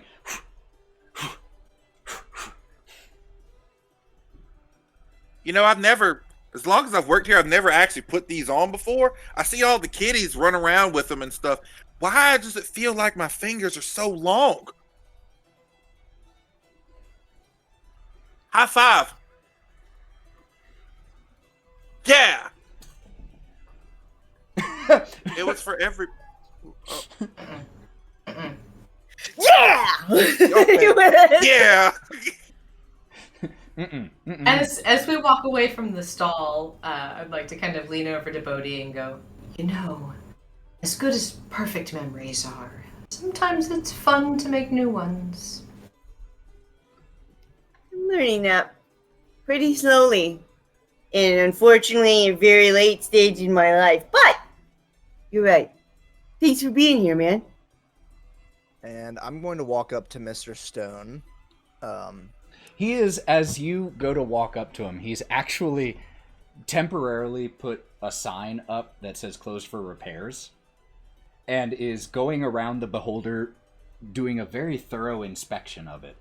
And as you walk there, you hear, cracked it right there, damn it. Hey, Ah! do you know where your... Oh, sorry to scare you like that. Do you know where your uncle is? Last I knew he was retired happily in Waterdeep. We're looking for a crossing to the Fey realm. I figured he might know. Over my pay grade, if there is any such thing. Shite. Alright, it'll be fine for now. The Bash of Beholder is open, folks, and Close it, or takes the sign away. Have a good night, Mr. Stone. We'll see you later. Oh, What Sorry, else is around the Bash of Beholder? As you all step away from this smaller booth of the carnival, you see about 50 feet away and walking your direction, a 12-foot tall tree, which the two of you know this is Northwind. And the 12-foot tall tree is taking very lumbering, exaggerated, tilting steps with garlands and golden ribbons hanging from his boughs like a decorated weeping willow. He's marching down the thoroughfare, and fairgoers run around him, circling around him, trailing behind him, trying to catch these golden, spinning sycamore seeds that rain from emerald swirling clouds above the tree. And as the seeds fall, and fairgoers laugh in wonder, running to catch them before they disappear when they touch the ground, a chatty squirrel scampers along the boughs of the tree from branch to branch, handing dandelions to select passerbys. Can I try to catch one of the spinning whirligigs just for fun? Absolutely, and as you dash up to do so, you hear She's not gonna run. It's just gonna be really casual. Like she just happens to be passing by and tries to snatch one. Absolutely, and as you approach, you hear the tree. Everyone should catch a seed, man. It's a great night. Welcome to the carnival, everybody. And make me a dexterity check, Wraught, to catch one of these falling seeds.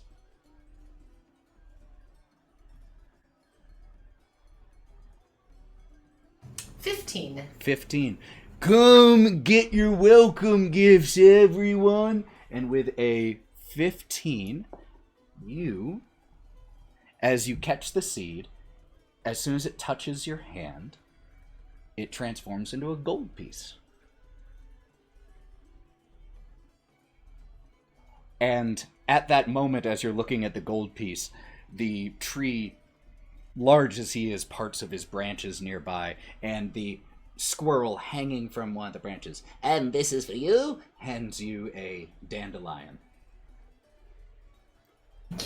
Make a wish, blow the seeds. Here, this is for you. And each one of you gets handed a dandelion by Red, the squirrel, as Northwind walks by. Does anyone else try to catch any of the falling seeds? Thanks, Red. I will. I'll try. Gromp, toss me up. Anyone who's trying, because they are just falling from these emerald clouds. Because you get a toss-up, I will give you advantage on this dexterity check. But anyone who is trying to catch a seed, please make me a DC 10 dexterity check.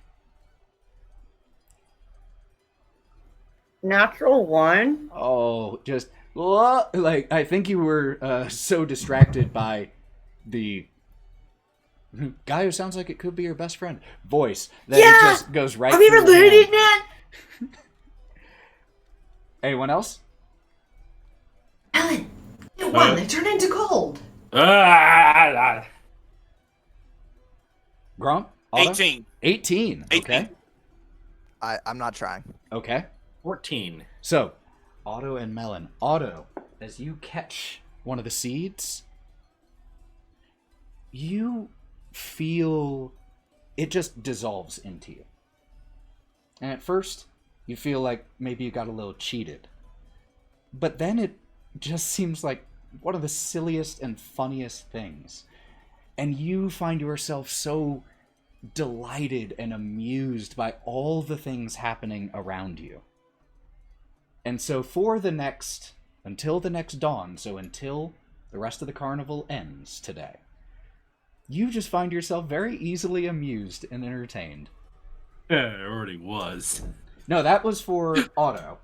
Me. Ah, Now let's see if Nice. that's for you. Actually, both of you, because you both got the same Nice. roll on the D8. So it dissolves into both of you, and just all the little things that were cute before are now just so wonderful and delightful, and this whole place is great.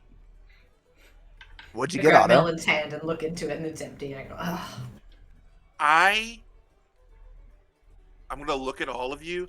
I'm having the best day off ever. This is just wonderful. I got to meet new friends. I get to go on an adventure. I get to get these really cool gloves. Like, look at them. Like, it's just great. Like, Wraught got some money, and Melon's cool. Gromp, you're cool. Like, Mr. Northwind's cool. It's just great. Red, you're cool too. It's just great. And Bodie, you're awesome, and you smell really nice. I don't know what it is, but you smell It's really psychedelic nice. mushrooms and Wraught, mostly. What are those? Oh, Wraught. R-O-T, not like... No, I know Not that. not like your name. It's pretty. No, this other one's a dicky kind of. That's how my mushrooms grow. They grow from dead shit. Isn't that sick? And then you get to eat them, and then you see stuff. Sometimes you do think you're dead, though. That Can I have part's one? weird. You know what? I'm ready to go to the next booth. Right now. No. Not now.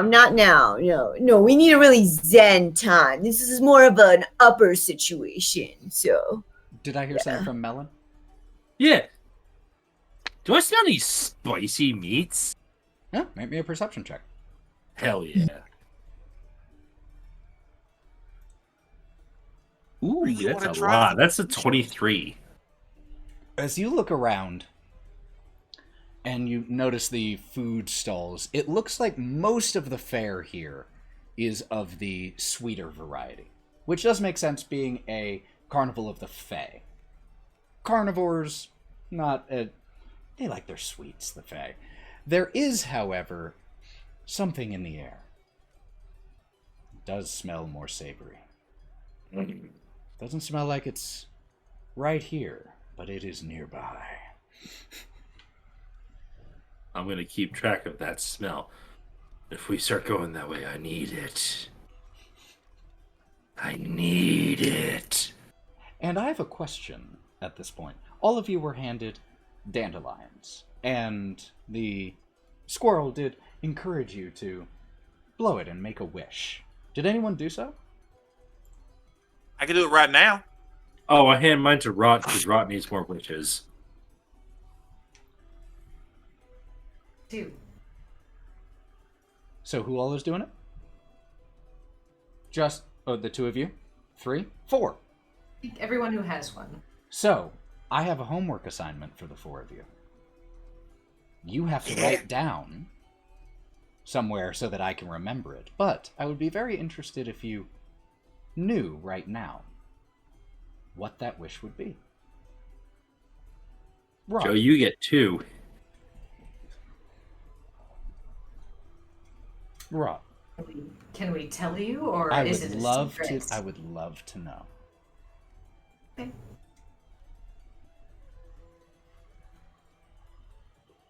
You can tell me, Who are you talking to? Joe. You. Oh! What is your secret, or what is your wish? Excuse me. I have 2. Because Melon had. And she blows them both at the same time. And the first one is I want to find who I'm looking for. And I want them to never be hungry. Okay. Otto, what do you wish for? To become a hero and help people, and just to make new friends and protect the world. Quick pause. Oh, something happened. We lost a Lauren. Oh, no. So that's going to throw off our whole stream format. Hello. Okay. There we go. By the looks of it, we're Was good. it the cat? I think. Okay. It happens. Do we need to institute a no cat by the camera policy? No, I know, know, that but he's cat. here. Freaking Hold on. feral animals. We demand to see the cat. No, we need the no! cat He shot. literally just caused the Give the problem. cat. What is wrong with you? Doesn't matter. Kitty! Ah! Oh no, and now Look at it! Look! Oh. Take away a luck point. Melon, you lose a luck point. I'm fine with that. As Mr. Light is wont to say, everything has its cost. So, that cost a luck point. God dang it. Then, so I'm fine. Alright. So, Worth. that was Otto's. Gromp? Yeah. Kind of haphazardly blow mine. Everything doesn't even come off, and I kind of just rub the rest out on my leg. And I think to myself, maybe I'll get to perform at one of these booths one day. And Bodie.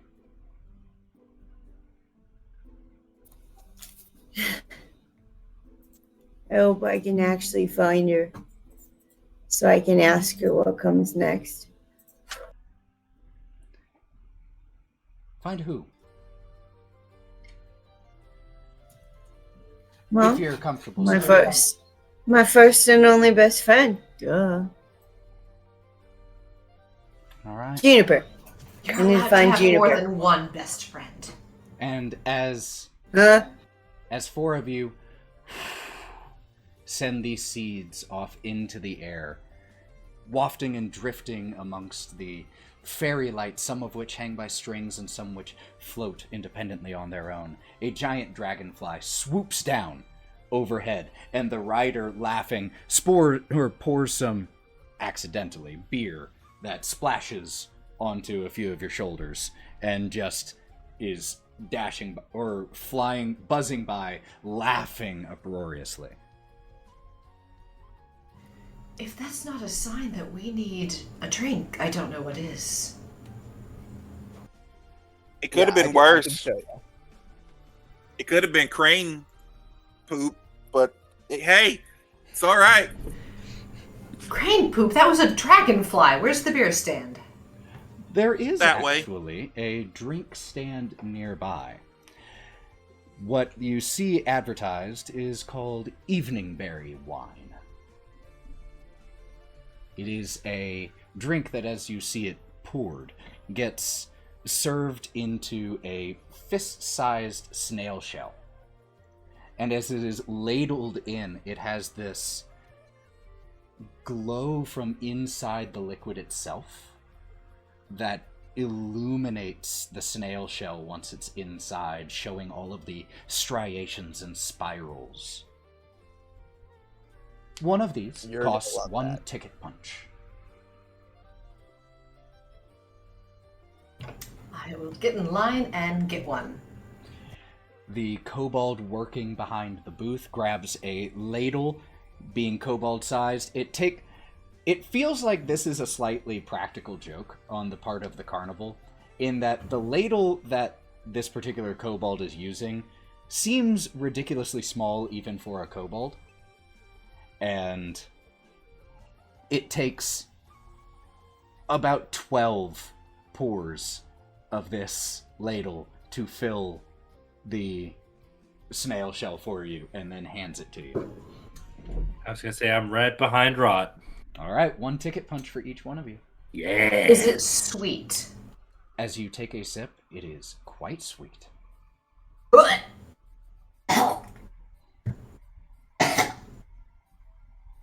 You also get the distinct impression, in that limited amount of time that you tasted it, that it is non-alcoholic. Pretty good, right?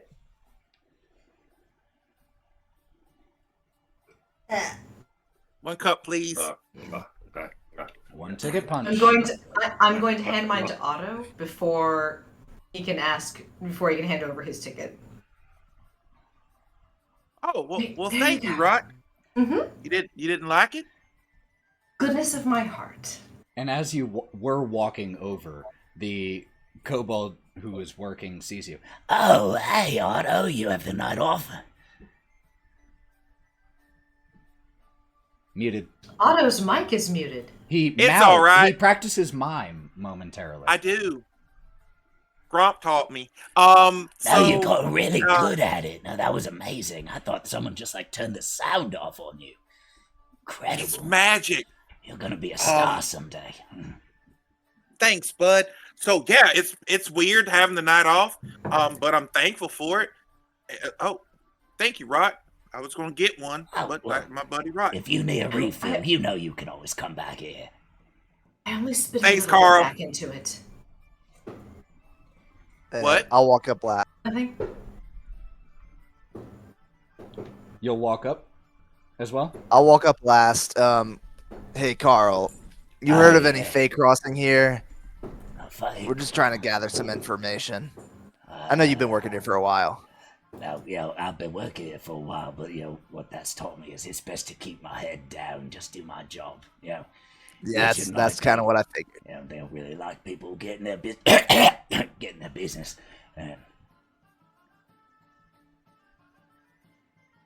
Okay, thanks for that delightful conversation, no Carl. problem. No problem. Mate.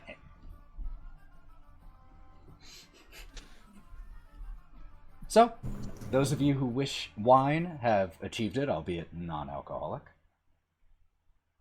Oh, I chugged that shit. It's gone. There was only a little bit of backwash in the one that I handed to Otto. It's all right. It all tastes great anyway. You don't taste too bad. No, it tastes terrible. Also, remind you that I have these big ass gloves on. It's just. Giant gloves into snail shell. What a sight. If only we'd invented cameras in Fantasyland. And yes. Fuck's the camera. Exactly. DM man, Buff DM, what booths do we see around us having had our terrible, terrible non-alcoholic grape juice and our Whack the Beholder? Well, the ones that are currently closest to you would be the Hall of Illusions and Snail Racing. Now, that said, there are a lot of other places within a minute or two walk. This is the first time I've had fun in my entire life. I'm gonna have all the fun I can get. Now, Kind of sad. She looks down at Otto and she goes, "Oh, last week I was almost eaten alive by rats."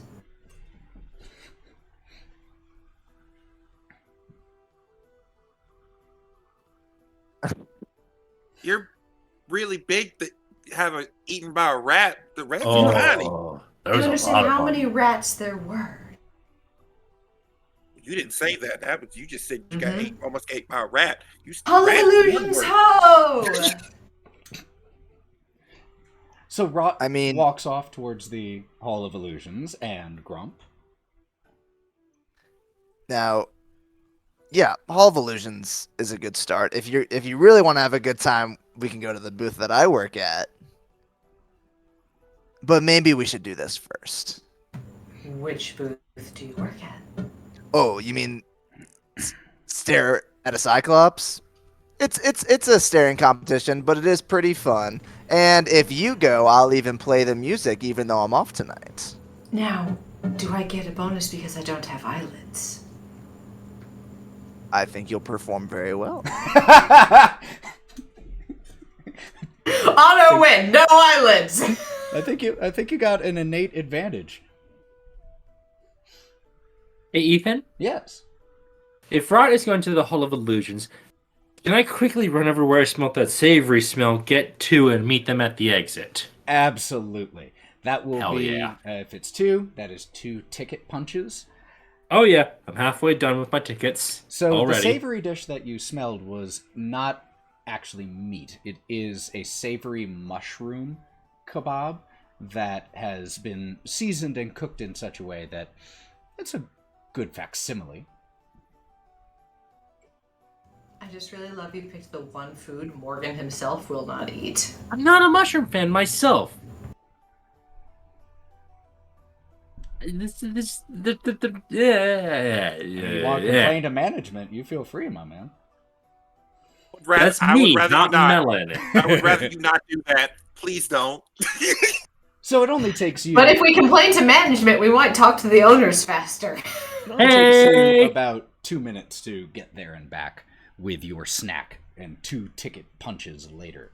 As you all approach the Hall of Illusions, there is the main entrance, and there's also a glass cabinet that stands near the entrance. And it looks like inside the cabinet there is a doll or a mannequin of some sort. You can't quite tell the details from right here, but if you go look at it, you'll be able to see more about it.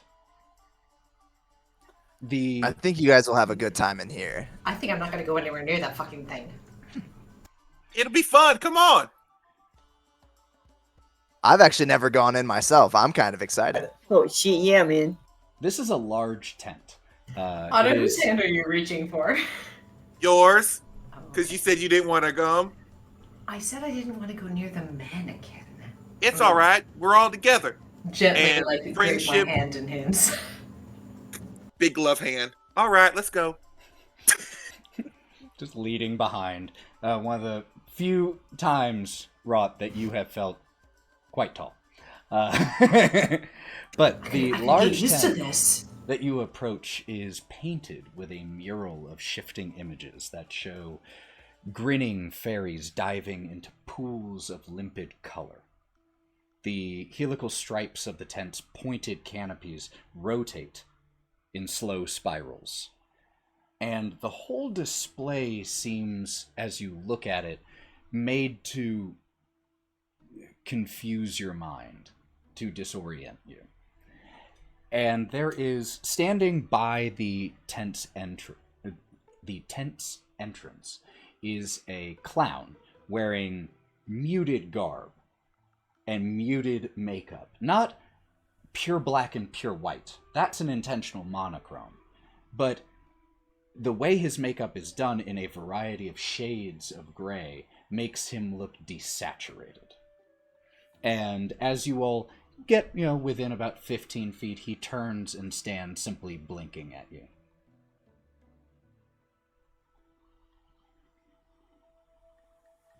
I don't have the ability to blink back. Oh, ticket. And he starts grabbing your ticket, and with a little bit of hyper drama goes to punch it. And as he does this and starts to make his way through the tickets of the individuals who want to go in, a halfling couple holding hands approaches the glass cabinet with the mannequin. One of the halflings has his face painted as a butterfly. The other has it painted in the profile of a silver dragon. The halfling, with the silver dragon upon his face, drops to one knee and pulls from his pocket a small box. The part of his face that isn't painted as a silver dragon flushes red with nerves and excitement as he opens it, beads of anxious sweat making the silver paint run ever so slightly. And as he snaps it open, the box open, the other halfling drops to the other halfling, he bursts into laughter. Choking guffaws and falls to the ground, doubled over with laughter, clutching his side. The halfling down on one knee breaks into tears, snaps the box shut, thrusts it into his pocket, and bolts into the Hall of Illusions without getting his ticket punched. The silver dragon on his face just melting away with the tears. The clown working at the front sees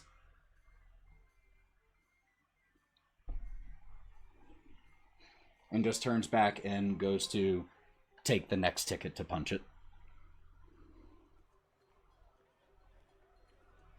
Love isn't for everyone. I'm going to hand over my ticket. The two of you, Otto and Gromp, you know this clown. This clown is Candlefoot, is his name. And he can speak, or you've heard him speak, sometimes at great length, whether you wanted him to or not. But he is currently, seems to be playing the part of a mime. Are there any kind of small, like, fairies in the design of this thing? Oh yeah, definitely. As he stamps Wraught's card, as she takes it back, she kind of curls her claws in such a way that she casts Minor Illusion. And makes the painted fairies, like, dance off the wall, dance across her card, and then jump back into the wall. Just for fun.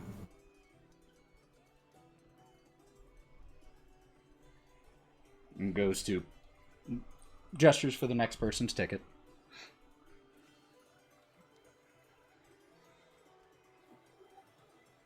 Everyone in? I think everybody but Melon. Well, Melon, you would have gotten there in the course of this time. It only took you 2 minutes. So if you wish to go into the Hall of Illusions, you're certainly there. If you want to hang out outside, you also can do that. Come on, big boy. It'll be fun. I mean, first and foremost, I'm handing this savory stick to Wraught.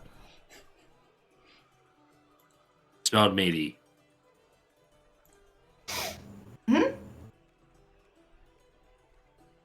We going in? Thanks, Okay. Candlefoot. Let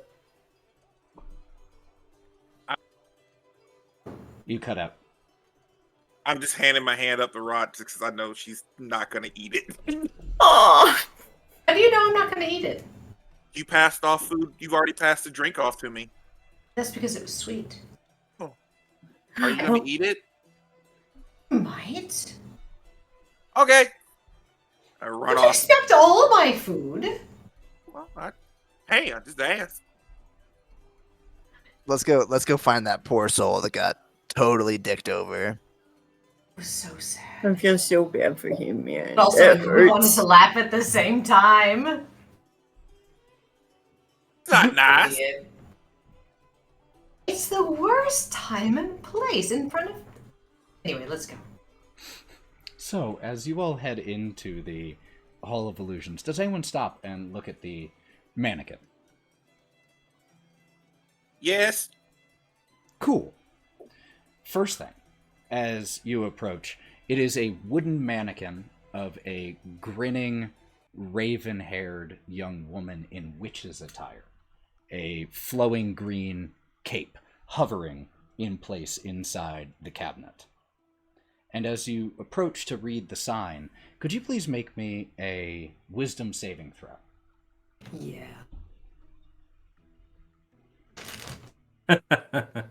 I can't read. 15. 15? Cool. So you approach the... Natural 20. Nice. Oh, very nice. As the two of you approach, at the top of the cabinet, there is a sign that reads, Tasha the Wizard, known for her hideous laughter. As the two of you read this, could both of you, or actually, yeah, both of you, make me either a history or an arcana check?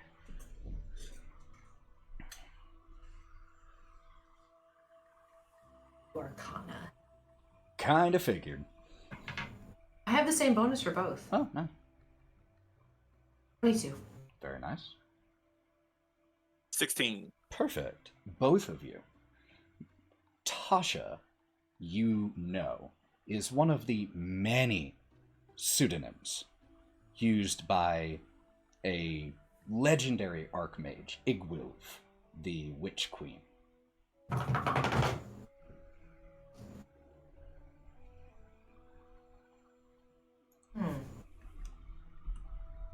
It's lovely.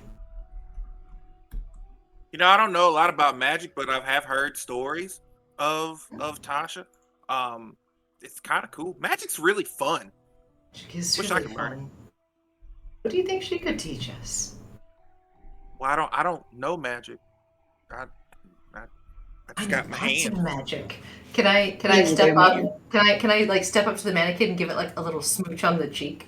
Well, it's in a glass case, but you can smooch on the glass. I'll smooch the glass like I'm going to smooch her. Absolutely, and your little beak of a mouth, just... Little fang prints in it. I do enjoy a woman who knows about power. Or anyone who knows about power. As you all head inside the Hall of Illusions, this large tent, tall mirrors line the interior. The mirrors near where you enter are all facing you, and as you look into the mirrors, you see yourself and your compatriots as children.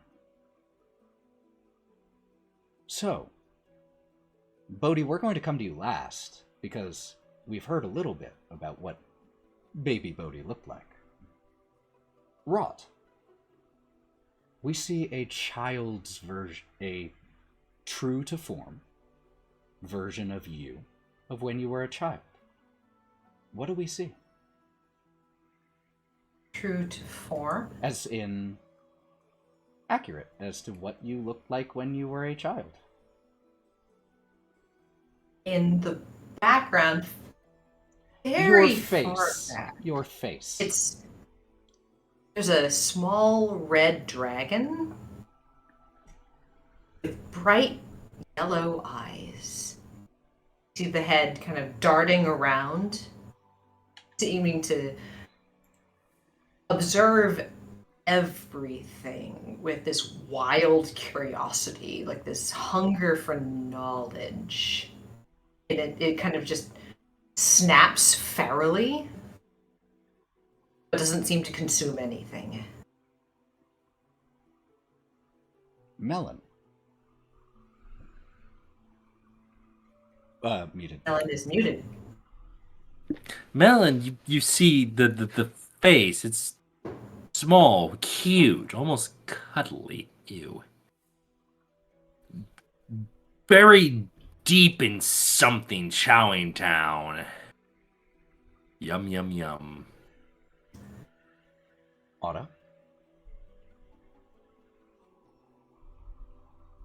A bug-eyed rabbit with 2 missing front teeth, with a smile on his face, but in his eyes, he seems quiet and feels overlooked. His ears are not as perky as they are now. And you see a little bit of a little mohawk that he has now, but it's growing, and a little rat tail in the back. Gromp, what about you? What childlike version of Gromp do we see? You see a small, cute-faced bugbear, big chubby cheeks. He's wearing a little bow tie and a pretty dapper vest, dressed up for a choir performance. And you see a lot of excitement in his eyes. And Bodie. You see a relatively short, scrawny, Franklin-looking turtle. He's got raggedy brown pants. He's covered in dirt up to his knees. And he's holding himself very close to his shell, as if afraid of what he sees. And as you all walk, first of all, 1 luck point to each one of you for that. As you all proceed further into the Hall of Illusions, the mirrors continue to reflect you all as you age and grow. Were you all, while you were in here, what were you doing? Were you just looking around, or were you doing anything in particular? Eating this mushroom skewer. Looking around and possibly finding the person who is crying, most likely, and I could probably hear him. So who is trying to find the halfling? The two of you, could you make me perception checks?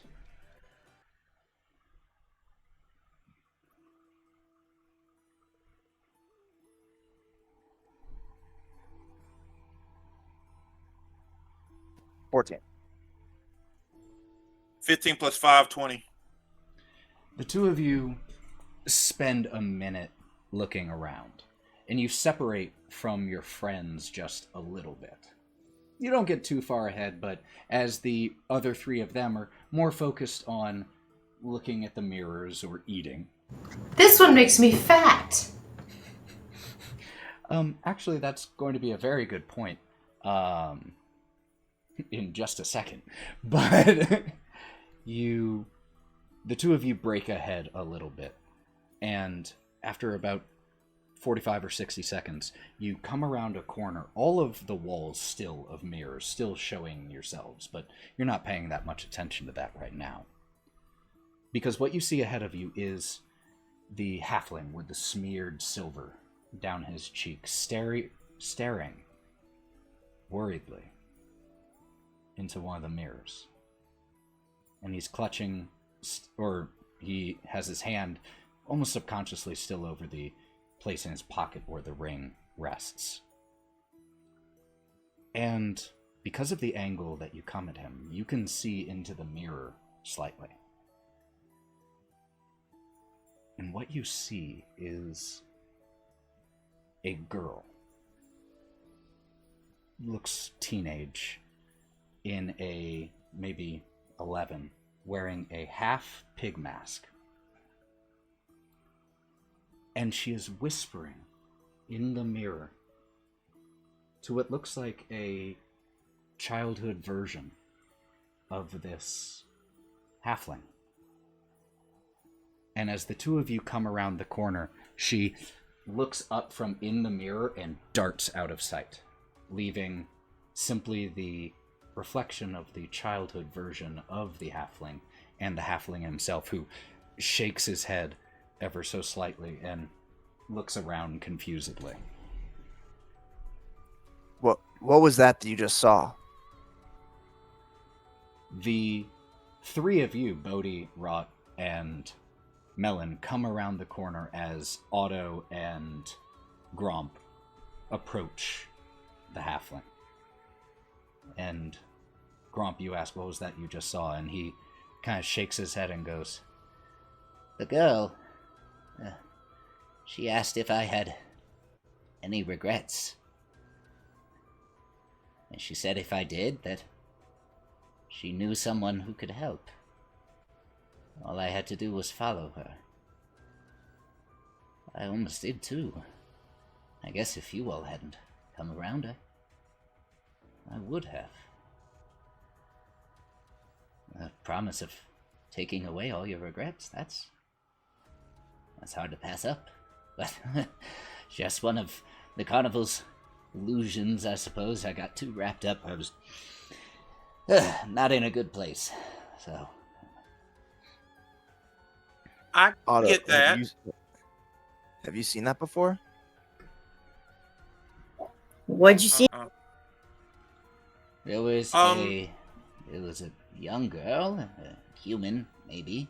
Her skin was gray, and she had this mask on. A boar, maybe. Creepy. I think if anyone ever asks if they can take away something like that, you should ask what the cost is, because nothing is ever free, even at a carnival. Quite right. Quite right. Right you are. Otto, had you seen it? I saw it just then, but I've never seen it here at the carnival. And I'm gonna look Bodie straight in the eye. Have you seen it before? Oh yeah. Oh. Scary as shit. I was really little, standing on a hill, and then she just was like, "Yeah," like that. I mean, she didn't really say anything, but she's scary, and then she left. She's I very not okay. feel like if you all know each other, and I'm just standing here awkwardly. Oh. What was your name, by the way? Reuben. Nice to meet you, Reuben. I'm Otto. Nice to meet you. Oh, I'm sorry.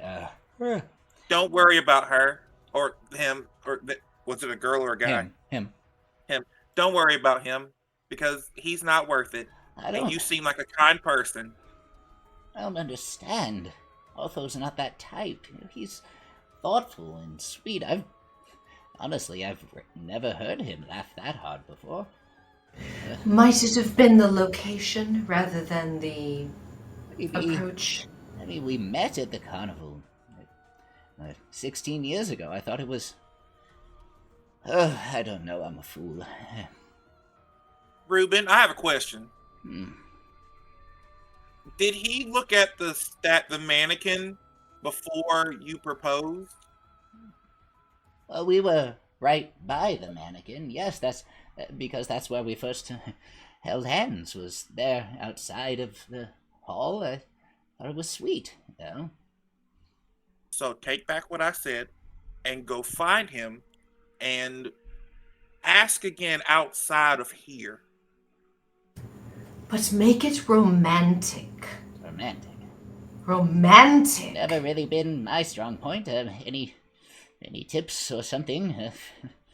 Gonna look at Gromp.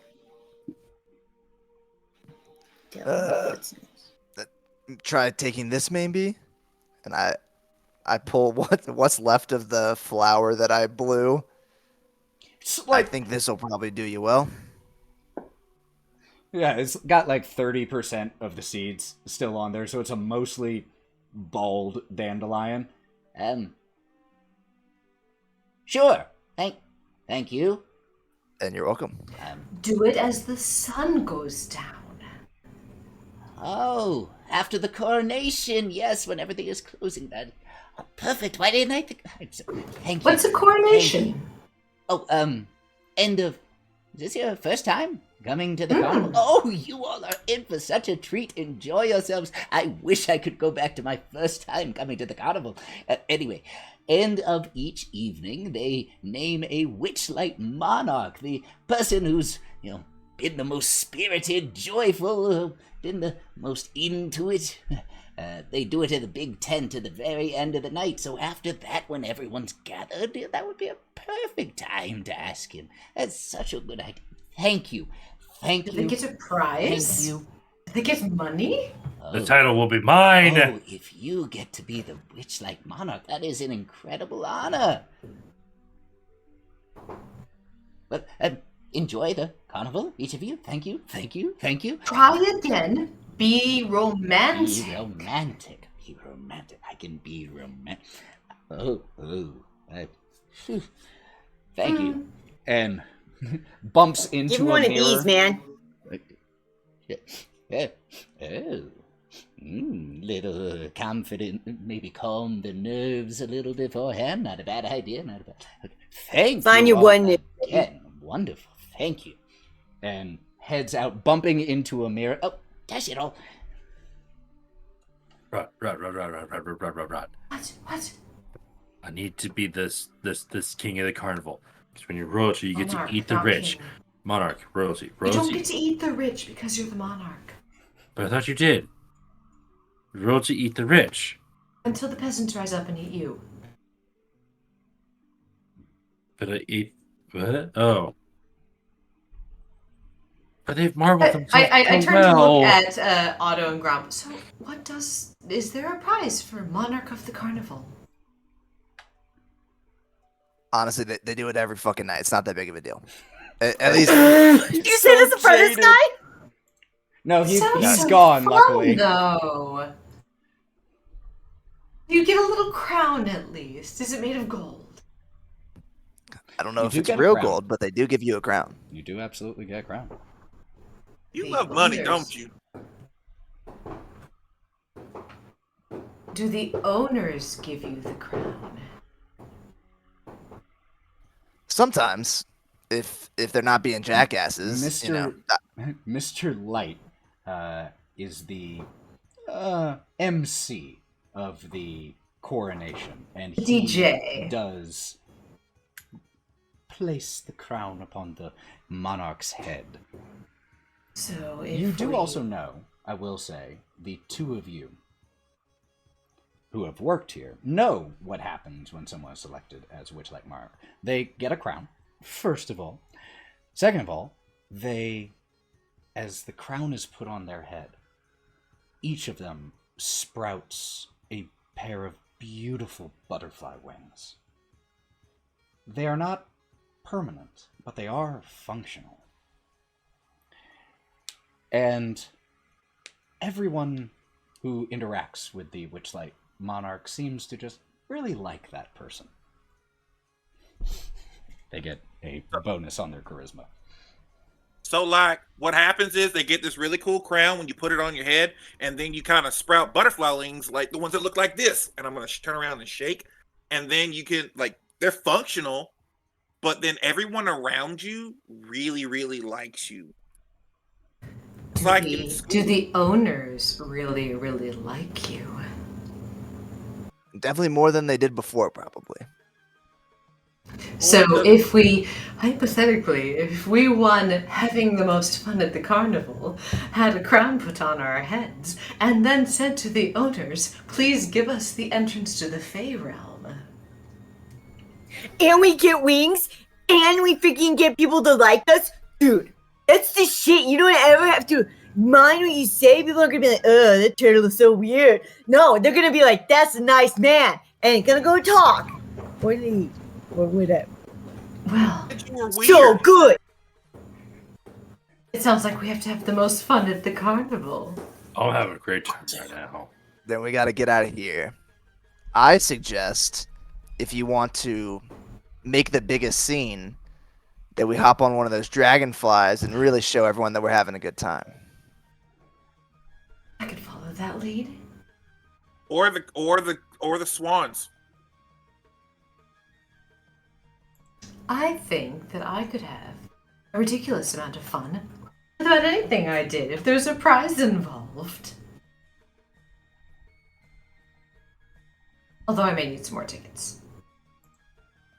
We I have two extra. Two. We should probably get Two? out of here. Two. Two. Kind of creepy in here. Not a huge fan.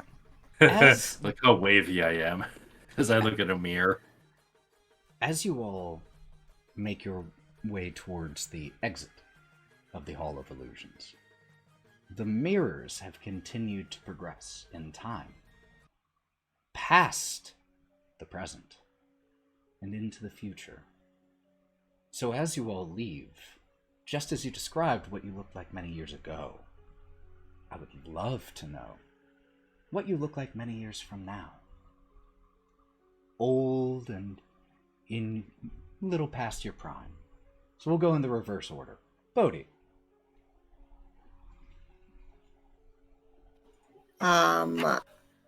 A much older Bodie would probably not look as strong. He would be his shell would be slightly hunched. The mushrooms and everything on his back would be great, but around the lip of his shell, you would see herbs drying, garlics, mushrooms. On his belt, he's got jars and vials with dried herbs, and he leans very heavily with both arms on a huge trident. Not unfamiliar, because it's with him now. But it is, you can't even see that there are tines on the end of it. It's overgrown with mosses and hanging herbs. He's living his best life.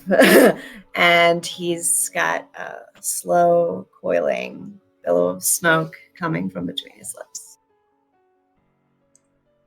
Gromp. What about you? I got great peach fuzz. Gromp looks in and sees, and his reflection is just staring right back at him. Looks very similar. Lots of gray all over his face, all the fur. And Gromp kind of wipes a tear away from his eye as his reflection does the same. And just has a very quiet moment staring at himself. And then quickly leaves. Otto.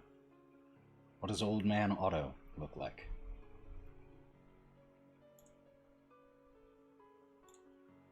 You see a city on fire, bodies laying out in the street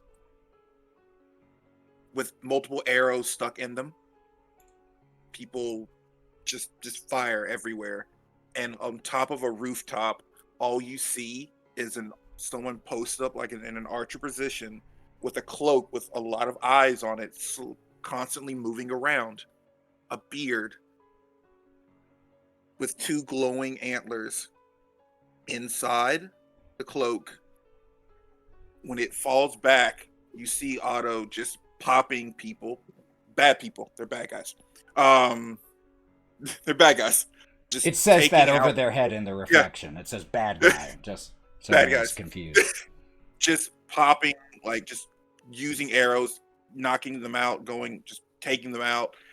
His left eye is not there, but it is a swirling magical iris that's kind of just darting back and forth, and that's really all you see with that. Melon. Melon would actually go last. Melon doesn't go before Wraught. I'm sorry, I have to. I insist. Oh, I stay out of this.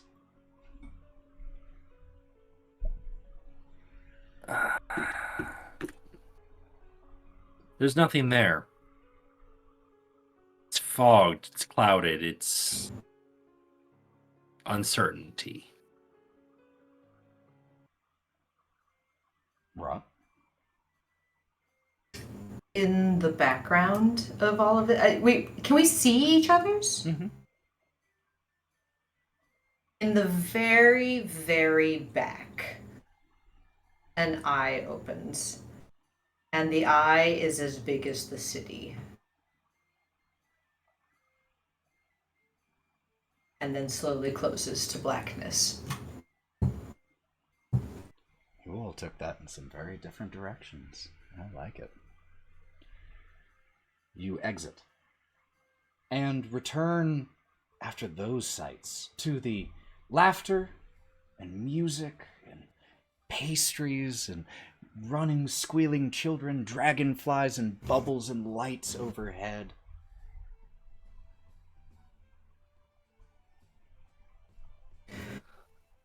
Hey Otto, I hope you don't mind me asking. The fuck was that? The fuck? I don't know, and I'm just gonna keep walking.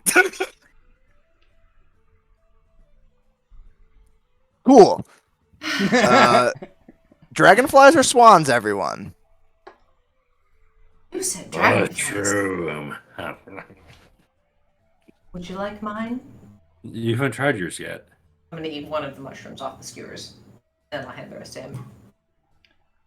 I couldn't help but notice you really fucked over my boy Otto over there after he was asking, and it's fine, but yeah, because I just noticed that he was asking for some, and then you said no, and then He assumed I was Let's go to the dragonflies. The defensiveness. Of Maybe the I them for wanted each to, other. and then I he love wanted it. my food. You can't just expect someone to give you something before they've had a chance to look at them themselves. At this Fair point, I imagine Wraught almost finishing the tirade, talking to herself. You all have to cross a little bit Stamping her feet. of the carnival to get to the dragonflies. Stomp, stomp, stomp. You pass by the big top where you can see that there are glowing lights inside. You pass by the front desk, or the front gate once again. A carousel to your left with unicorns and what looks like a centaur operating it. And as you make your way this direction, first of all, 3 more luck points to each one of you for those descriptions. Hey, Ethan, quickly. Is there any more food on a stick as we pass by? I need more food on a stick. There absolutely is more food as Yes! you pass by. You, in fact, pass by 3 more food stalls on the way. The I'll hit first, 2 of them. The first sells a blue frosted cupcake. The second sells what are called pixie tarts. It's little powdered candy in little cups. And the third booth that you passed is selling something called a Euphoria cookie. 1 and 3. I need those. I need them in me Which now. one? Which one? I'll take a cupcake. Cupcake. Not the cupcake, the other 2. Okay. The Euphoria cookie is a saucer-sized cookie dusted with particles of fairy dragon euphoria gas. And as you take a bite of it, the colors of the static lights begin to circle around each other, and everything goes just ever so slightly kaleidoscopic. I need that. I need that. 1 punch But- per item. Bodie wants that too. Bodie, you take it, and it feels like, that mushroom that grows, like, right there. If you took just the tiniest little bit of its cap and ate it, slightly like that. Okay, as he goes to do that, he reaches up, shaves just a tiny bit of that cap off, puts it on the cookie. Perfect. What does that do? You want to know? No, Yes, not right well, now. yes, Not but right no. now. It makes you. Yes, It makes. but no. Okay, so later, yes. Now, no. Explanation now, yes. I would like to try. So, what? Like to Not try right now. some. Not right now. Not right now, man. First time's got to be very controlled environment. I'm a seasoned veteran here, so I've pre-hydrated and everything. So really ready to rock this shell off. You know what I'm saying? Anyway, well, my mushrooms. Ever since I came back from the Feywilds, I get these mushrooms that have these different properties when you eat them and how you consume them. It's so crazy, man. Like this blue one over here will make you completely comatose. You've been to What? the Feywild. Huh? You've been to the Feywild. Oh yeah. You don't hear more about the mushroom? You want the Feywild? No, Okay, cool. No, Feywild. that's mine. Feywild. I'm a horticulturist. I really love talking about I this understand, but let's take this in context. Yes. Okay. Anyway, but it makes it extra tasty for me. But yeah, I went to the Sure. Feywild once. I went to the Feywild once, and Just once. I felt like I was there for a really long time though. You know, like decades. And when I came out, I had fully grown these on my back to help me along the way. And now they have these different properties, not like in the beginning. So what do you know about the Feywild? Forget your mushrooms. What do you know about the Feywild? Trippy shit, my dudes. Like, just really trippy shit. Like, the trees talk to you, and you gotta watch where you step, because some of the blades of grass are like real pressure lovers, but the other guys are like, don't fucking touch me. And then they get really spicy about it. So, and then like the beasts that are there, that's really rude to say. Don't say that to their faces, because they might bite you back. You know what I'm saying? Like, clapping. And so, it's wild. When they say Fey, wild, bro. It's wild. So everything in the Feywild is a little like you? Yeah. Sure. That shouldn't be hard. I'm gonna telepathically to Melon, without opening my mouth, just kind of rubbing her temples. I go, I'm starting to think this might not be a two-person operation. Oh.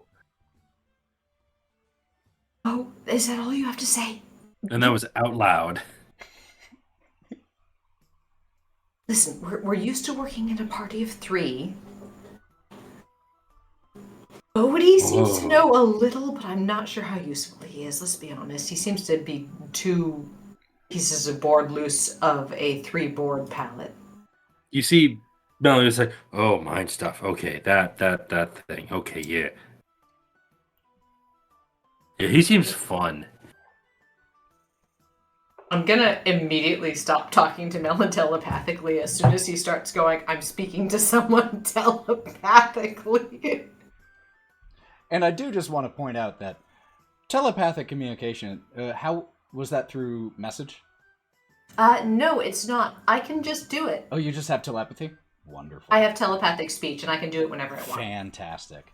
But still, even over the course of this time, the two of them were just silent. And Otto just... It was just Wraught rubbing her temples and going, Everything okay over there, dragon? pardon? Her name's Wraught. Sorry, Wraught. Is everything okay? What are your thoughts about life itself? Do you want the real answer or just the... I saw your real answer in the mirror, and apparently it's murdering everyone, so forgive me if I take it with a grain of salt. Hey, that was new to me too. Fair Life point. is time, and time is running out, so tune out all the doubt and all the voices. Except mine, right? Life is about making friends and living the best that you can, and living and giving a bit of joy, leaving the world a better place than you left it. And I just want to point out, with that comment from Melon, we are in session 2, and we might have already heard like his deepest thought that he's going to have. Just let it go, man. Time's running out. We're all going to die. Apparently Otto wants to murder everyone. Have a cloak of ice. Let's go ride the dragonfly ride. Without the voices and the doubt, just do what you want to do.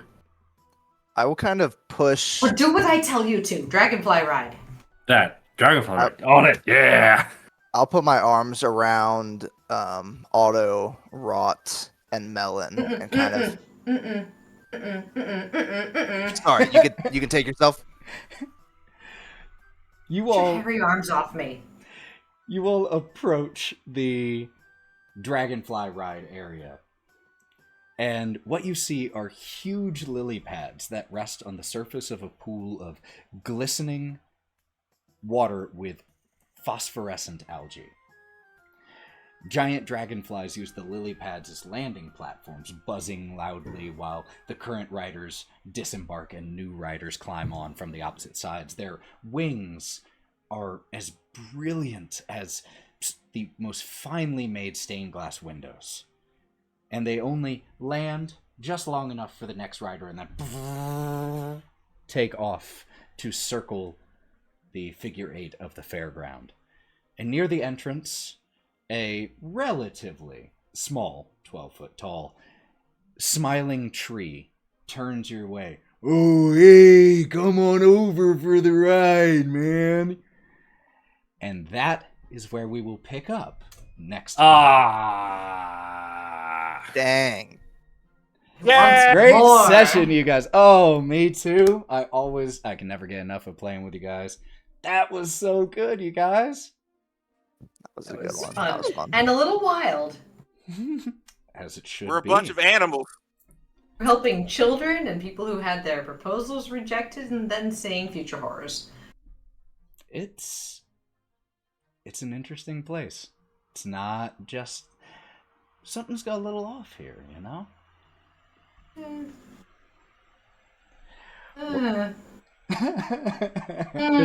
just love that everybody's like, well, we saw that dragonfly ride.